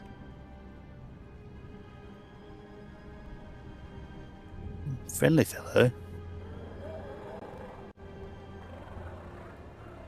Why are we here again, guys? But it had the word wizard in it, but we assumed it was a wizard. Wizards seem cool, right, guys? Right? Two of them. Sure. Please, we wish to take down the arcane tower. Arcane Tower, you say? How? Take it down? I assume you mean bring it back. Yeah, bring it back so we can Good pivot. hold them responsible for running away in our time of need. We hear there's no love for them in this workshop. They did expel me for charges that were never proven. And I agree I've heard of those charges. They were ridiculous. Oh, well, you're telling me, friend. Ah.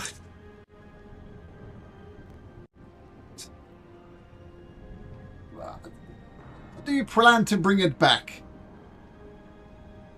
We hear tale of gathering the legendary Torques will bring back the tower.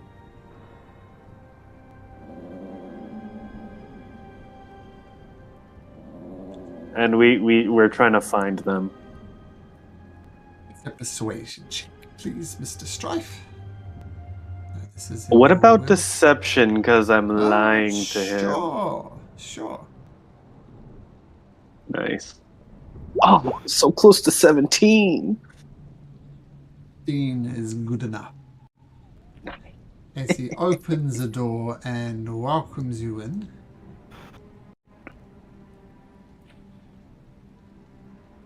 And, oops.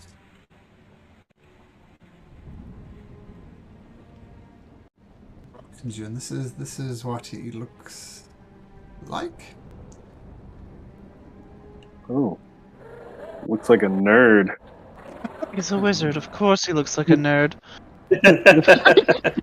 Hey now. You know,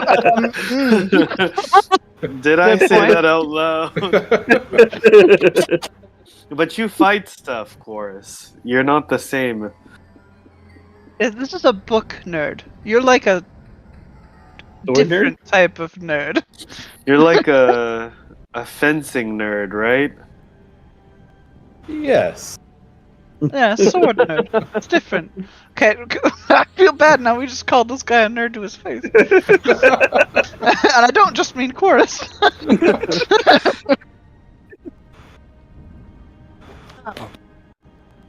You say you're seeking the Torques. I assume the 6.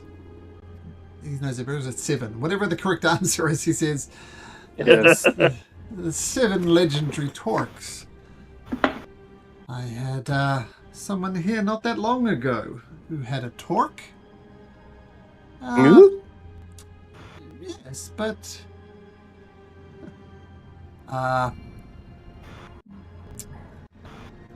while I agree that the wizards are horrible people, so rules-focused, they fail to see the bigger picture like I did, kind of that led towards my expulsion, so we're in agreement there.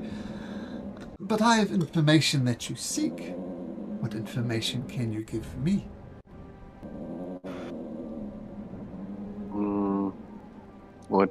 What do you want to know?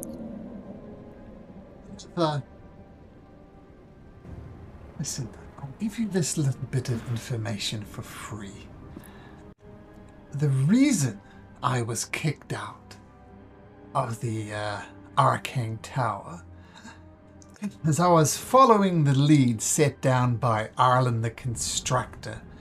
You know Arlen the Constructor, don't you? Yes, we've met him in his tomb. Yes. No doubt completing his great works. That's typical of the man. Typical that he cheats death as well. As you no doubt know, he constructed many great artifacts. And you, my lady, I see you carry one. Tell me, how did you get the Falcon Blade? Oh gosh, how did I get the Falcon Blade? I think we just took it from like a sword stand in the castle, if I'm being honest.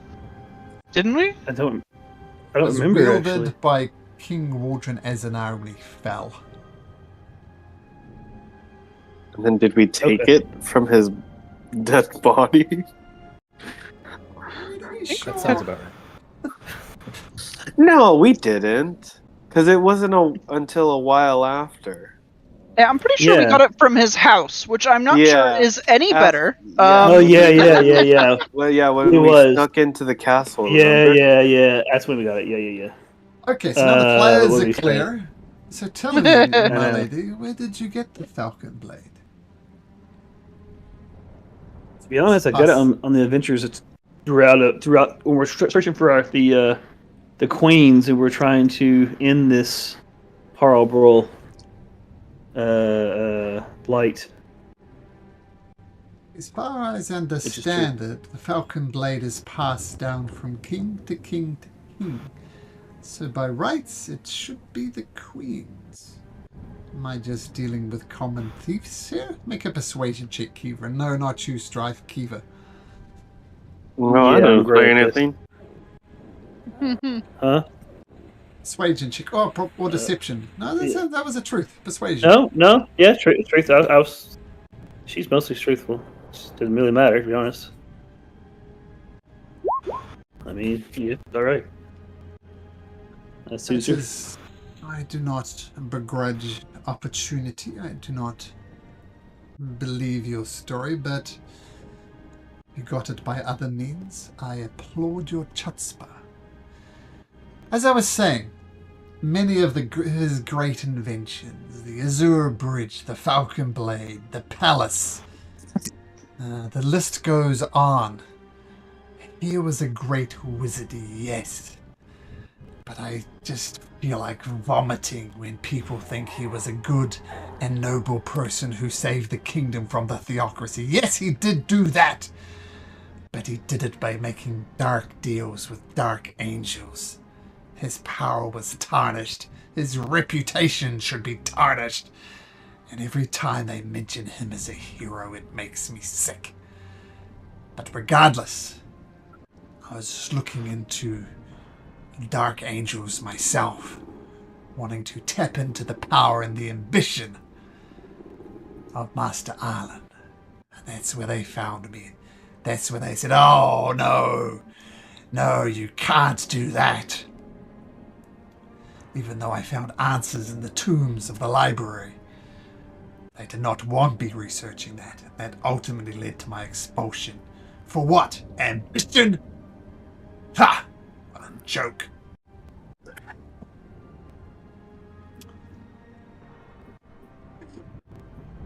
But my research is far from over. So if you have any information about the Dark Angels that you can share with me, then perhaps I will tell you more. What do we know about the Dark Angels? Let me see my Yeah. notes.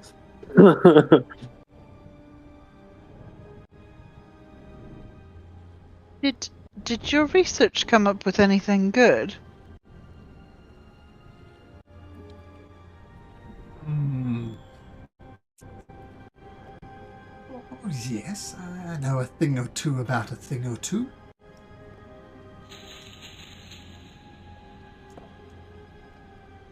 Let's see what you have to offer first.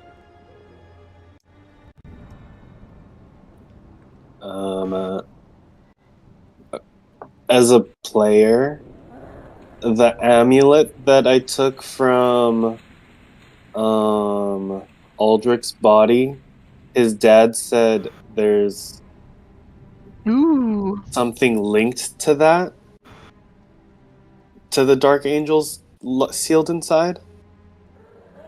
that's right, I think, actually. There's some sort of relic. Are you offering that up, Strife?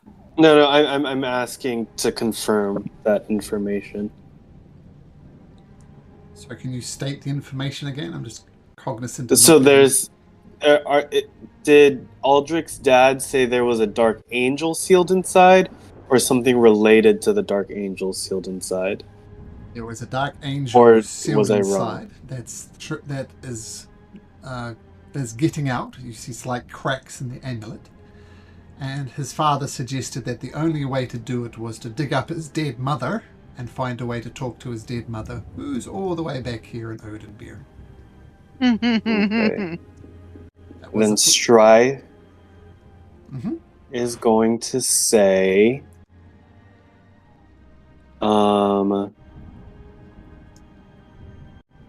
during our journey in Odenbeer,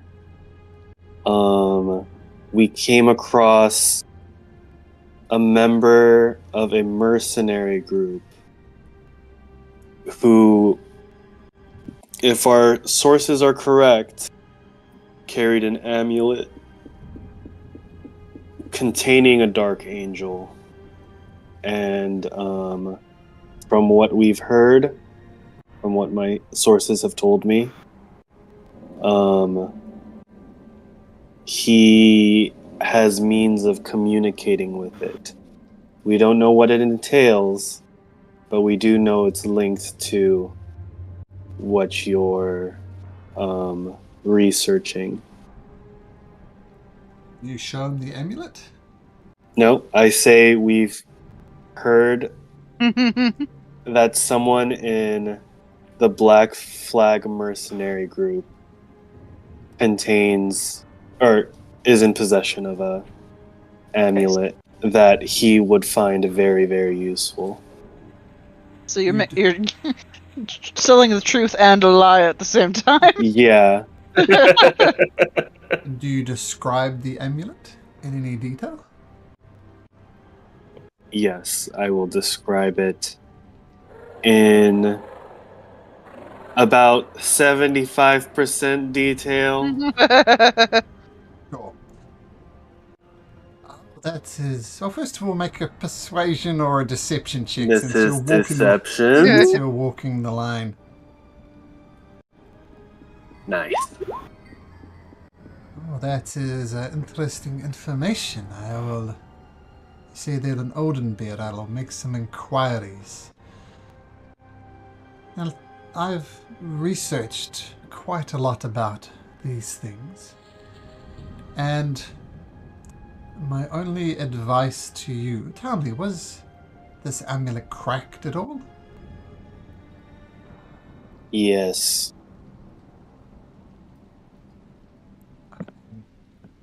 This is incredibly terrifying news you have brought me. I assume since you're babbling about torques and stuff, you wish to save the kingdom.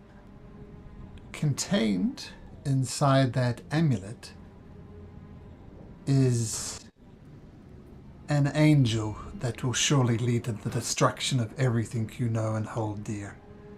It is incredibly powerful, makes this curse looks like some type of joke.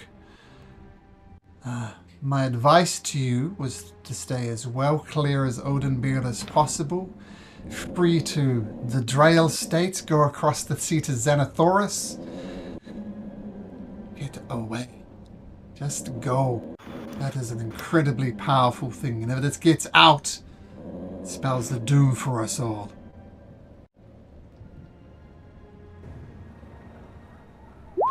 Oh, yikes. That sounds Oh. scary. Nope. I will be conducting as much research as I can, and then I will be leaving. It will make the first age of the Dark Angels look like a joke.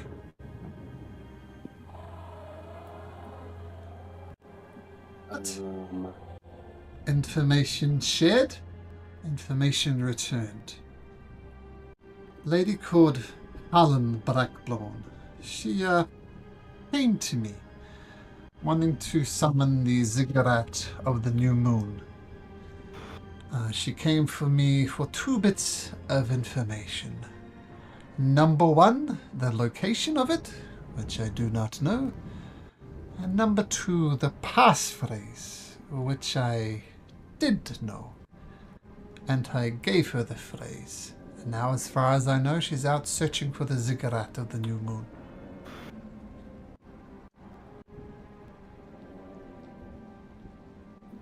You just gave her the phrase, you don't know where it is? I only had half the information. I gave her what I could. We came to an arrangement. So she knows the phrase, but not the location. And you have no idea where she could be now? Searching for the ziggurat of the new moon. That could be anywhere. And it's a further problem because it will only appear at the new moon. So maybe she went somewhere, waited for the new moon, said the phrase, may or may not have found it, went to a different location, waited a month, repeated. It's quite the problem. Yes, that is. Oh, yeah.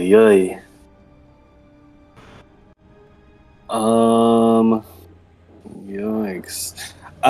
So this guy, he wants to join the Dark Angels, or he wants to stop them? I'm kind of confused.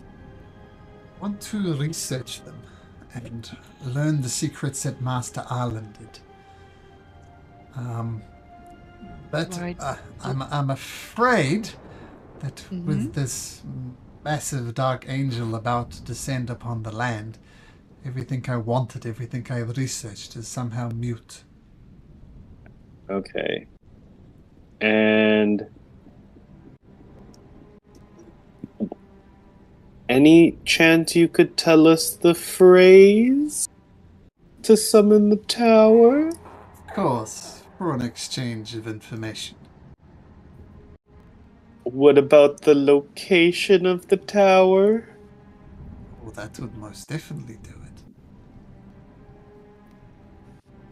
I'll turn to the group, see if they are willing to impart this information.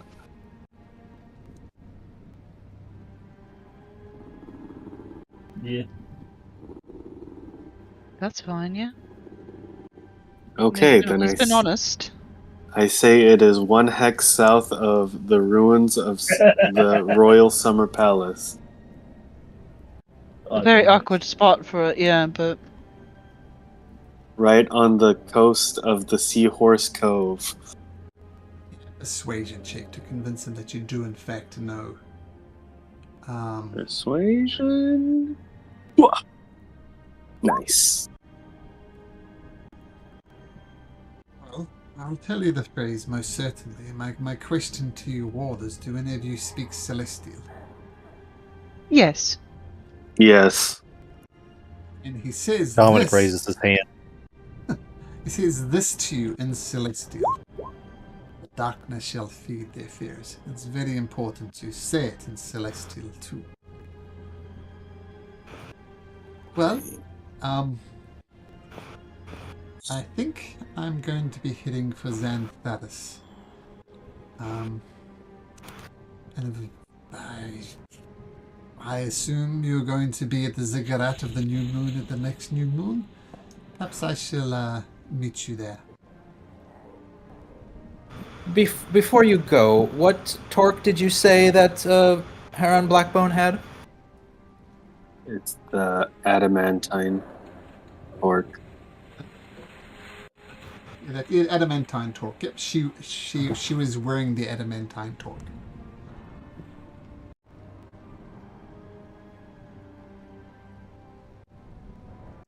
How many days is it until the next new moon? Ugh. Oops. It's been at least a week since we left, right? You were there at the Mm, last new moon. So 20 days from now, we'll say. Okay, I'm gonna put a little timer or something on the bottom.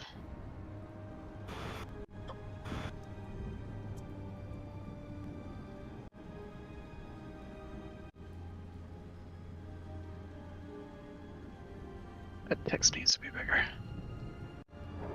Oh god, that's way too big. Sorry. Better. Looks reasonable.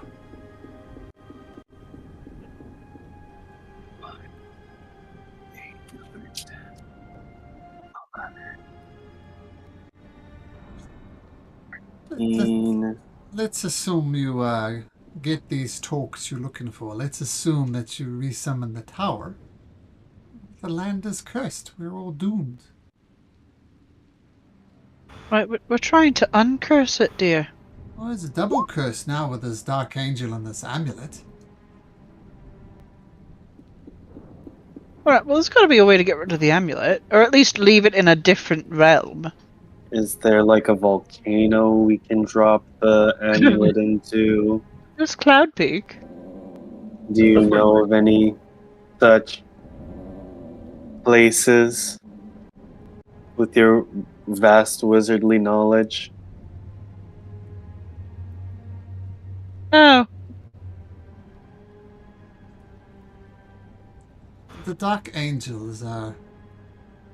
The gate to the darkness within is a place connecting the realm of the dark angels with our realm. Thanks to the heroics of Sadath when she shattered the moon, the gate is somehow limited to them. They can't flow through there. The only possible way I know of appeasing this angel, who is no doubt pissed, is to venture inside to the gates of the darkness within and release it there. That is problematic because it's not likely to be happy. But that's the only way I know. So if you have any way to contact this person in Odenbeer, tell them to get to the gates to the darkness within as soon as possible.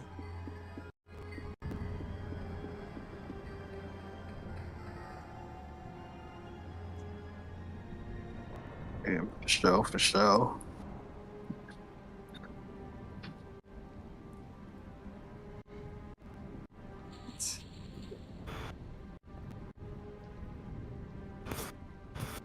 If there's any more business to discuss, be more than happy to, but I need to prepare for my departure.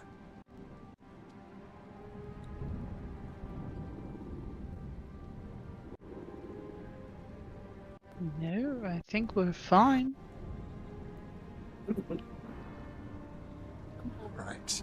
He more or less dismisses you. He's not offering you shelter for the night. And you find yourself back within the twisted, vine-infested Arden forest. Now there seems to be a choice before you. You can sort out strifes, family issues. You know there's no talk here. You know there's a way to not end the world here. And you know Haran is 12 hexes away from here.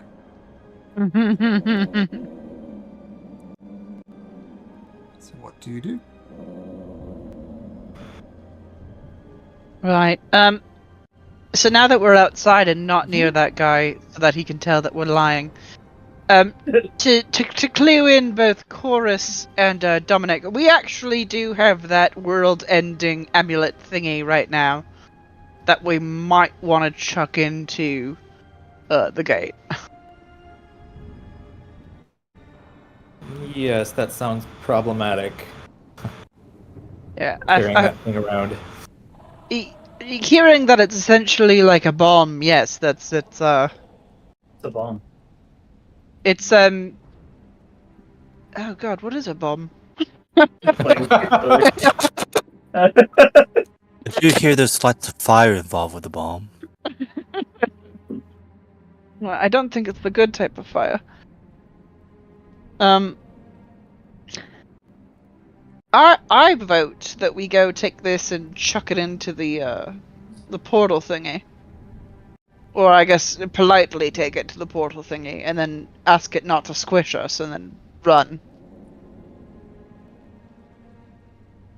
I do have a question. Do you just want to chuck a world-ending amulet to a place where the potential of Dark Angel is residing? I think we should talk to Aldrich's dead mom Yeah. regarding this. You think she might Maybe badass, she right? has she knows a way how to like seal the cracks. Do you think she'll talk to us now? Then you just send her son to hell. She doesn't He know doesn't that. know that. You hope not. She sounds like a nice lady. She's probably not in hell. All right. Yeah. No. I understand. Yeah. Okay. So we're carrying the bomb with us while we go find your family. Is that right? Right. Yes. Okay. Well, you can wear the amulet because I'm not touching it. Oh, I mean, I've been wearing the amulet, and I'll take one for the team. Actually, we're all dead if you think it goes wrong, so it doesn't matter.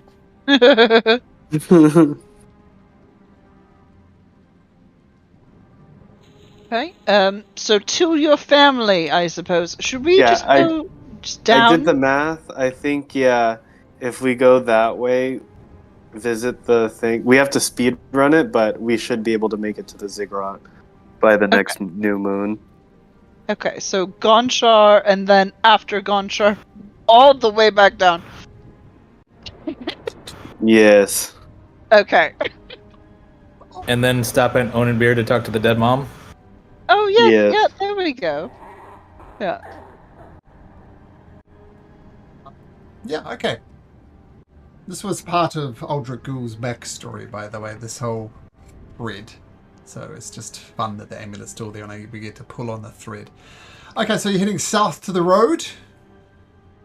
Okay, so down south, those who got zapped by lightning can recover those hit points. Except for your halfling friend. And I'm still going to need 2 d20s from no, not Strife, Kiva this time. A d20 twice. For 2 days travel to get to the road. 20 twice. You rolled 20, your cart's gone. Okay, good. Yay. No actual events happen. It'd be so ironic if I rolled 2020. Alright. Okay, and then you get onto the road and head this way. Quarus, roll me a d20, please. Got it. No natural 20 will not destroy your cart. Okay. Okay. 1. Way there. You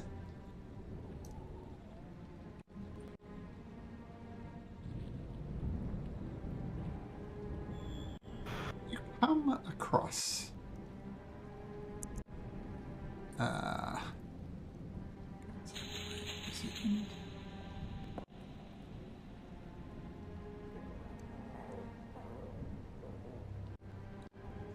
Terrible position for that.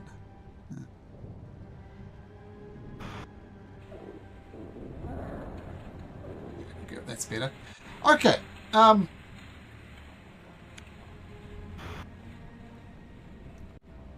You come across a small camp of a few tents.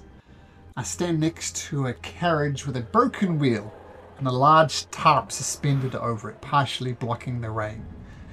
A few humanoids take shelter under this makeshift room, while others are watching you from this tent. A person comes out. We call a furbolg-looking gentleman.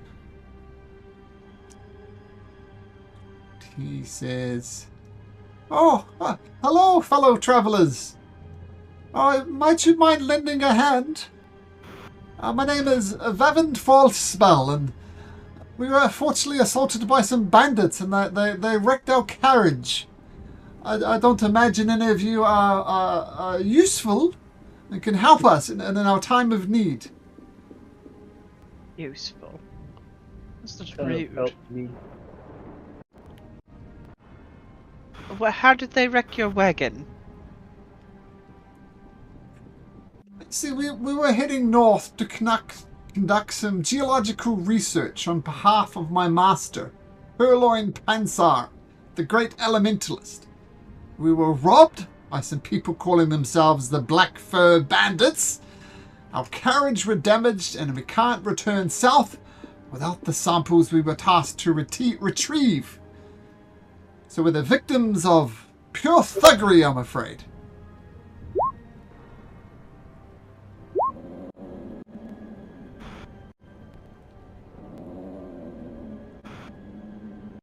Alright. Your stony silence. So what kind of... Yes. Sorry. Yes, my lady. You were saying. Kiva. What kind of help do you need, you think, on the caravans? Well, as you can see, the wheel is quite badly damaged. We are researchers at heart. We are not the practical sort. So if you could fix one of the damaged wheels, we could get our carriage going and we can continue on with our research. Okay, I'm trying to remember what I think I've got something to help. I'm trying to remember. It's been a while. What's the things that it's never useful until it is? I think I've got efficiency in smithing, I think. What did they say they were researching? Yeah, I didn't catch that. Geological survey or something. The geological research is as specific as they got. So what is wrong with the caravan exactly? Is it the wheel's busted? Is it torn off? Is it bent? The wheel is in pieces, like all the spokes are broken. In pieces. Ew, that's complicated. You're telling me.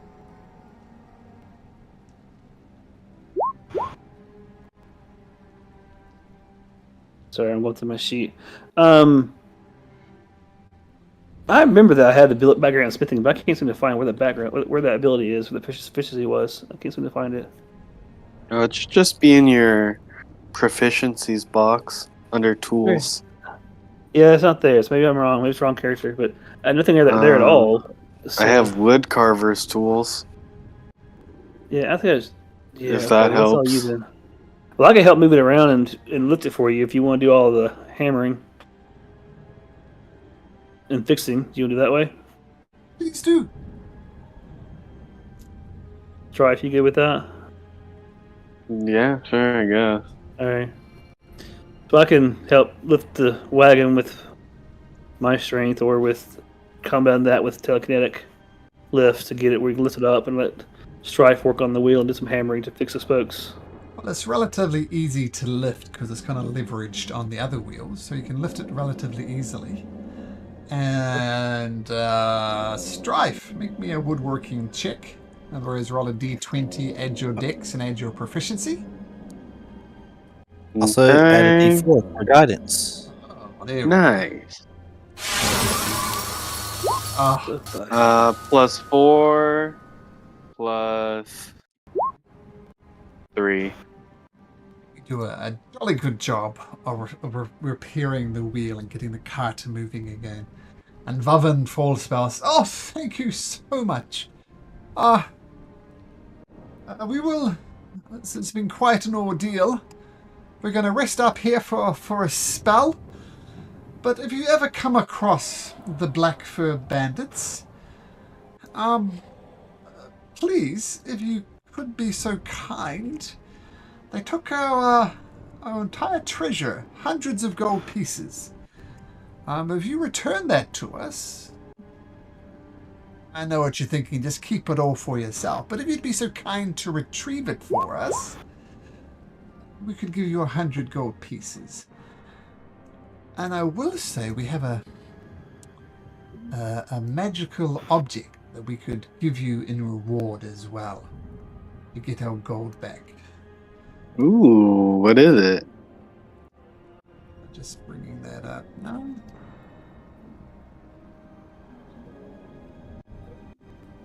I was talking of Nicholas of Adaption and Roll20, and I typed in Nicholas of Arse by mistake. You don't want that. I feel like it's a different necklace entirely. Nice. So I'm just That was bringing nice. up-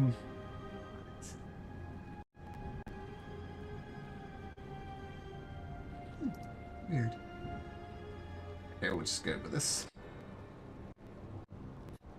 Well, you see, it's like this, and he draws a rather accurate picture of it. And he says this was quite useful. It's quite good against poison condition, but more importantly, in this dreadful times, it gets you immune from this blasted rain. Since to suck the life out of you, it doesn't suck the life out of you. If you're wearing this necklace. Nice. Do you have 5 of them? One, I'm afraid. If I was to spell it out exactly the effects it would have, that's what I would say.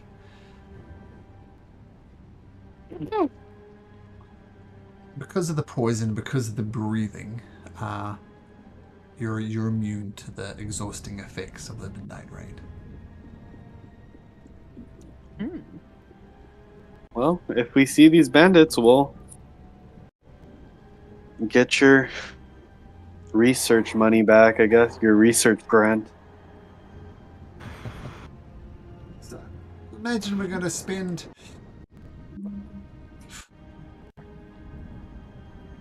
I sure... No, what you're good people. I can tell that.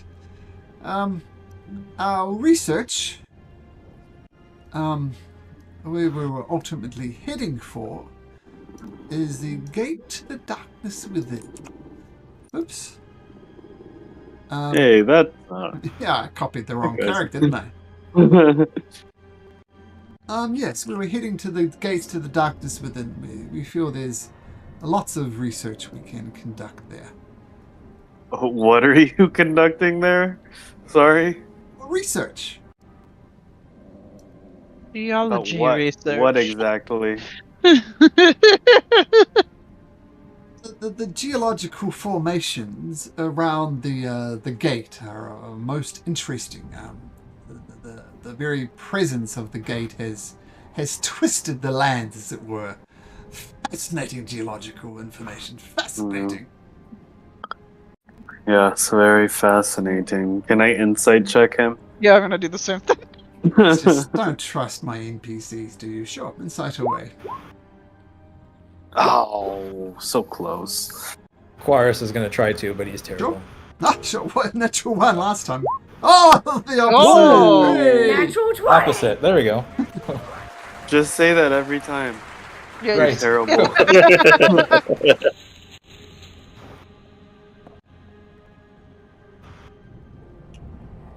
Oh, Strife and Quaris, he's definitely not telling the entire truth. And you both look around the campsite that they've done. glance in some of the open tents, you see that there is a distinct lack of geological survey equipment. There's no axes, there's no little feather brushes for, uncovering fossils. Whatever they're up to there, it is not geology. Yeah, and that's what you get. They're not doing geological research. They're very interested in the gate to the darkness within, but you're not sure why. But it's not geology. So yes, very interesting geological formations there. I imagine, the whole Dark Angel stuff. It has warped the land, and getting to the bottom of that geological information just be fascinating. What's the word for it? The guy who pays the bills would be very interested in that. Yeah, sounds interesting. Oh, fascinating. Right. Well, yeah, we'll keep an eye out for the black fur bandits or whatever. Do you have that amulet on you or necklace on you, by the way, or is it something that they took? I have it on me. I said if you return the gold, then I will give you the necklace. Why wouldn't they have taken that? Because I kept it well hidden, of course. You see he pulls down his tunic and the necklace is around his neck, quite well hidden. Perfect, okay.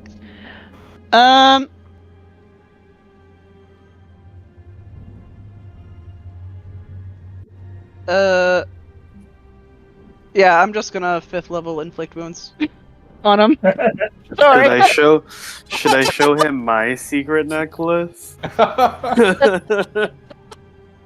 Oh dear. Is that at advantage or just straight? Once again, I'm Miss Mara. The person who plays this character has played the nicest characters for several campaigns. Just delightful people. And it's nice to see you, Balzabeth, playing someone who's not just inherently nice. But absolutely, No. you can roll to hit with your inflict wounds, and you can roll at advantage. And depending on how all these rolls go, we can see what happens next. Ooh, so close. That hits. So roll damage.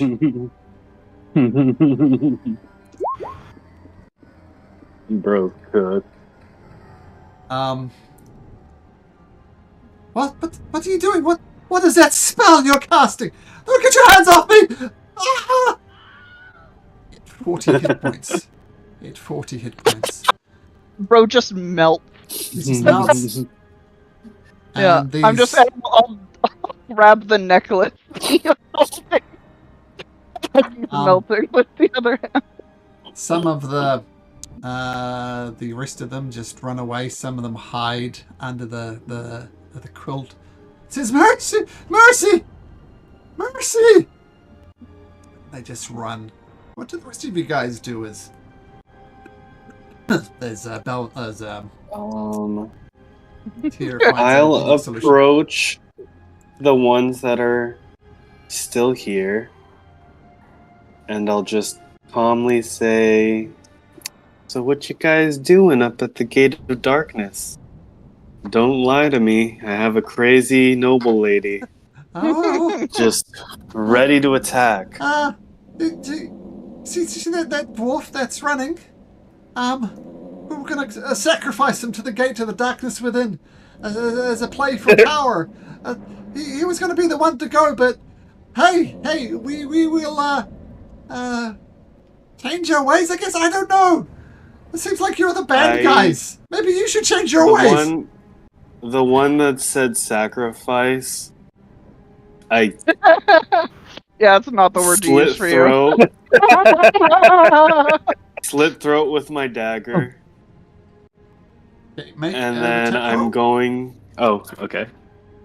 Um,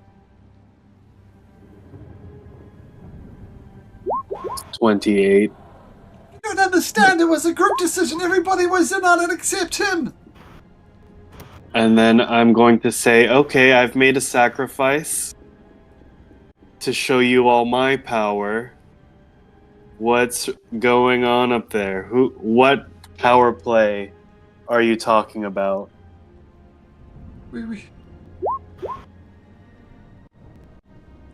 Exactly.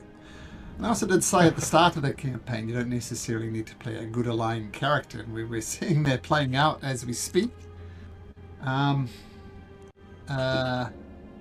You just triggered strife by saying sacrifice. That's well, all. that is true. Okay.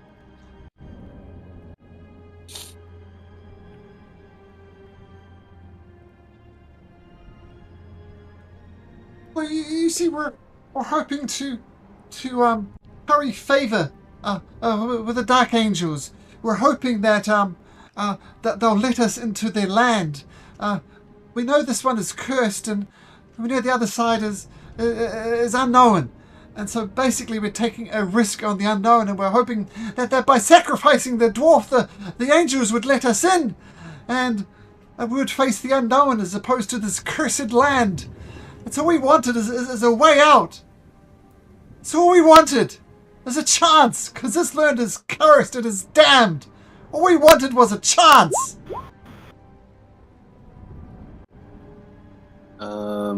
Is this fool lying to me? Oh, insight.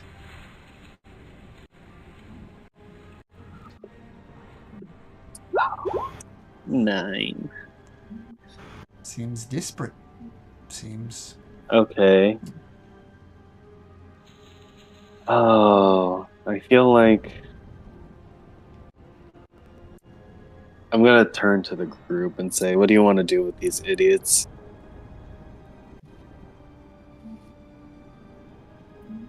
They're just misguided fools who think running away is gonna solve their problems. I mean, you knew lots of people like that with the past. Sure, they have a chance to change. Except for the two that got melted and, throat slit respectively. They don't have much chance now. No, one's a Well- puddle. Is it really? I didn't know that. Oh, sorry. Didn't mean to get so descriptive. That's okay. You've done worse. You've done much worse. Not even the first guy I've made a puddle. I can't get over the sewing up of black, actually. What do you mean he's fine? Leave him alone.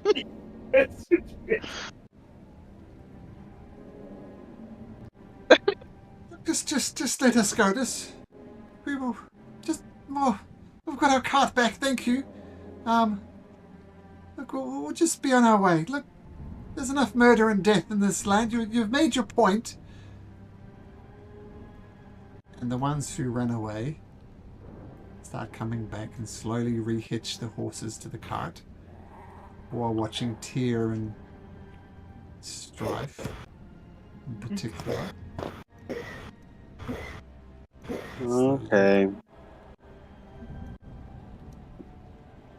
Is their cart nicer than our cart? Just fix the card. It's about the same. It's about the same. Yours, of course, has okay. a horse cover. Their horses look miserable, but alive. Your horses do look a lot healthier. Right, well, I mean, yeah, I guess have fun throwing the dwarf in. Wait, Does what? the dwarf know? What are you talking about? We didn't know. They will Wondering why he came back.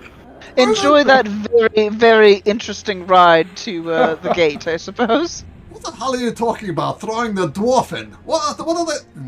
They start arguing back and forth. As unless you stop them, their carriage pulls away to the northwest. I give Northwest, it is that towards the mountain? The Gate of Darkness?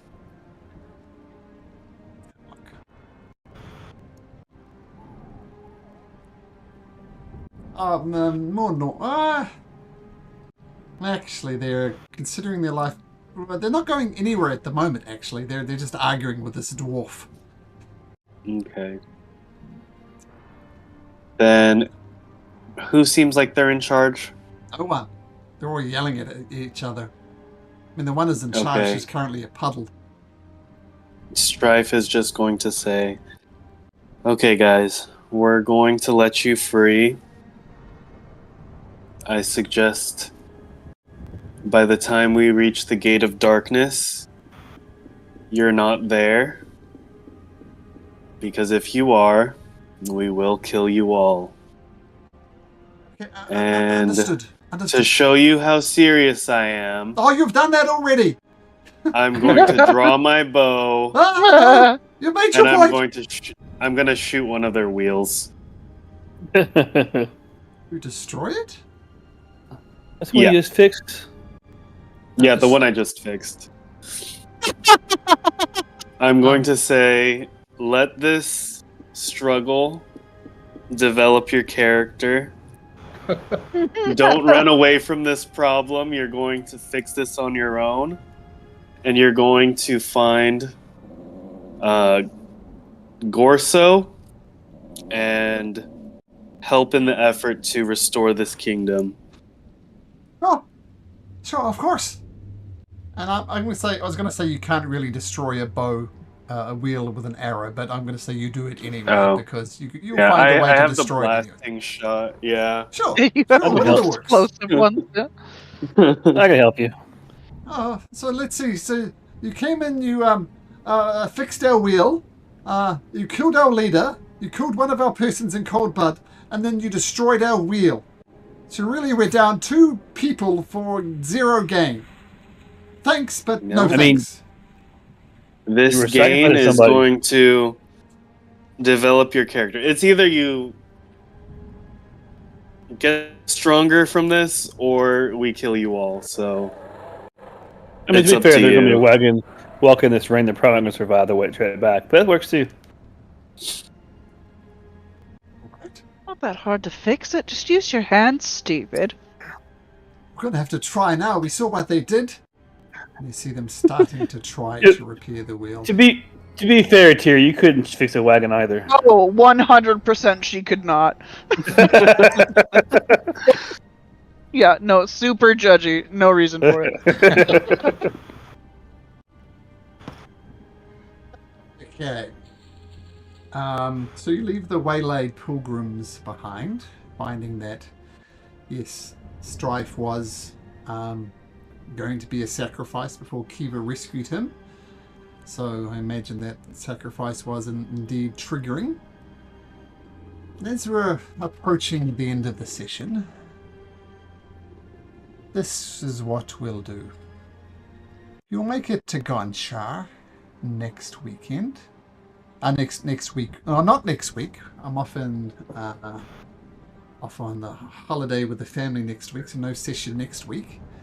But the week after, you'll arrive in Gonshar, and shortly on to the session, I just want to leave this as a teaser. You'll come across an old woman, maybe 60, 70-year-olds, in a rocking chair, and she looks at Strife and says, Gaza. Lucy.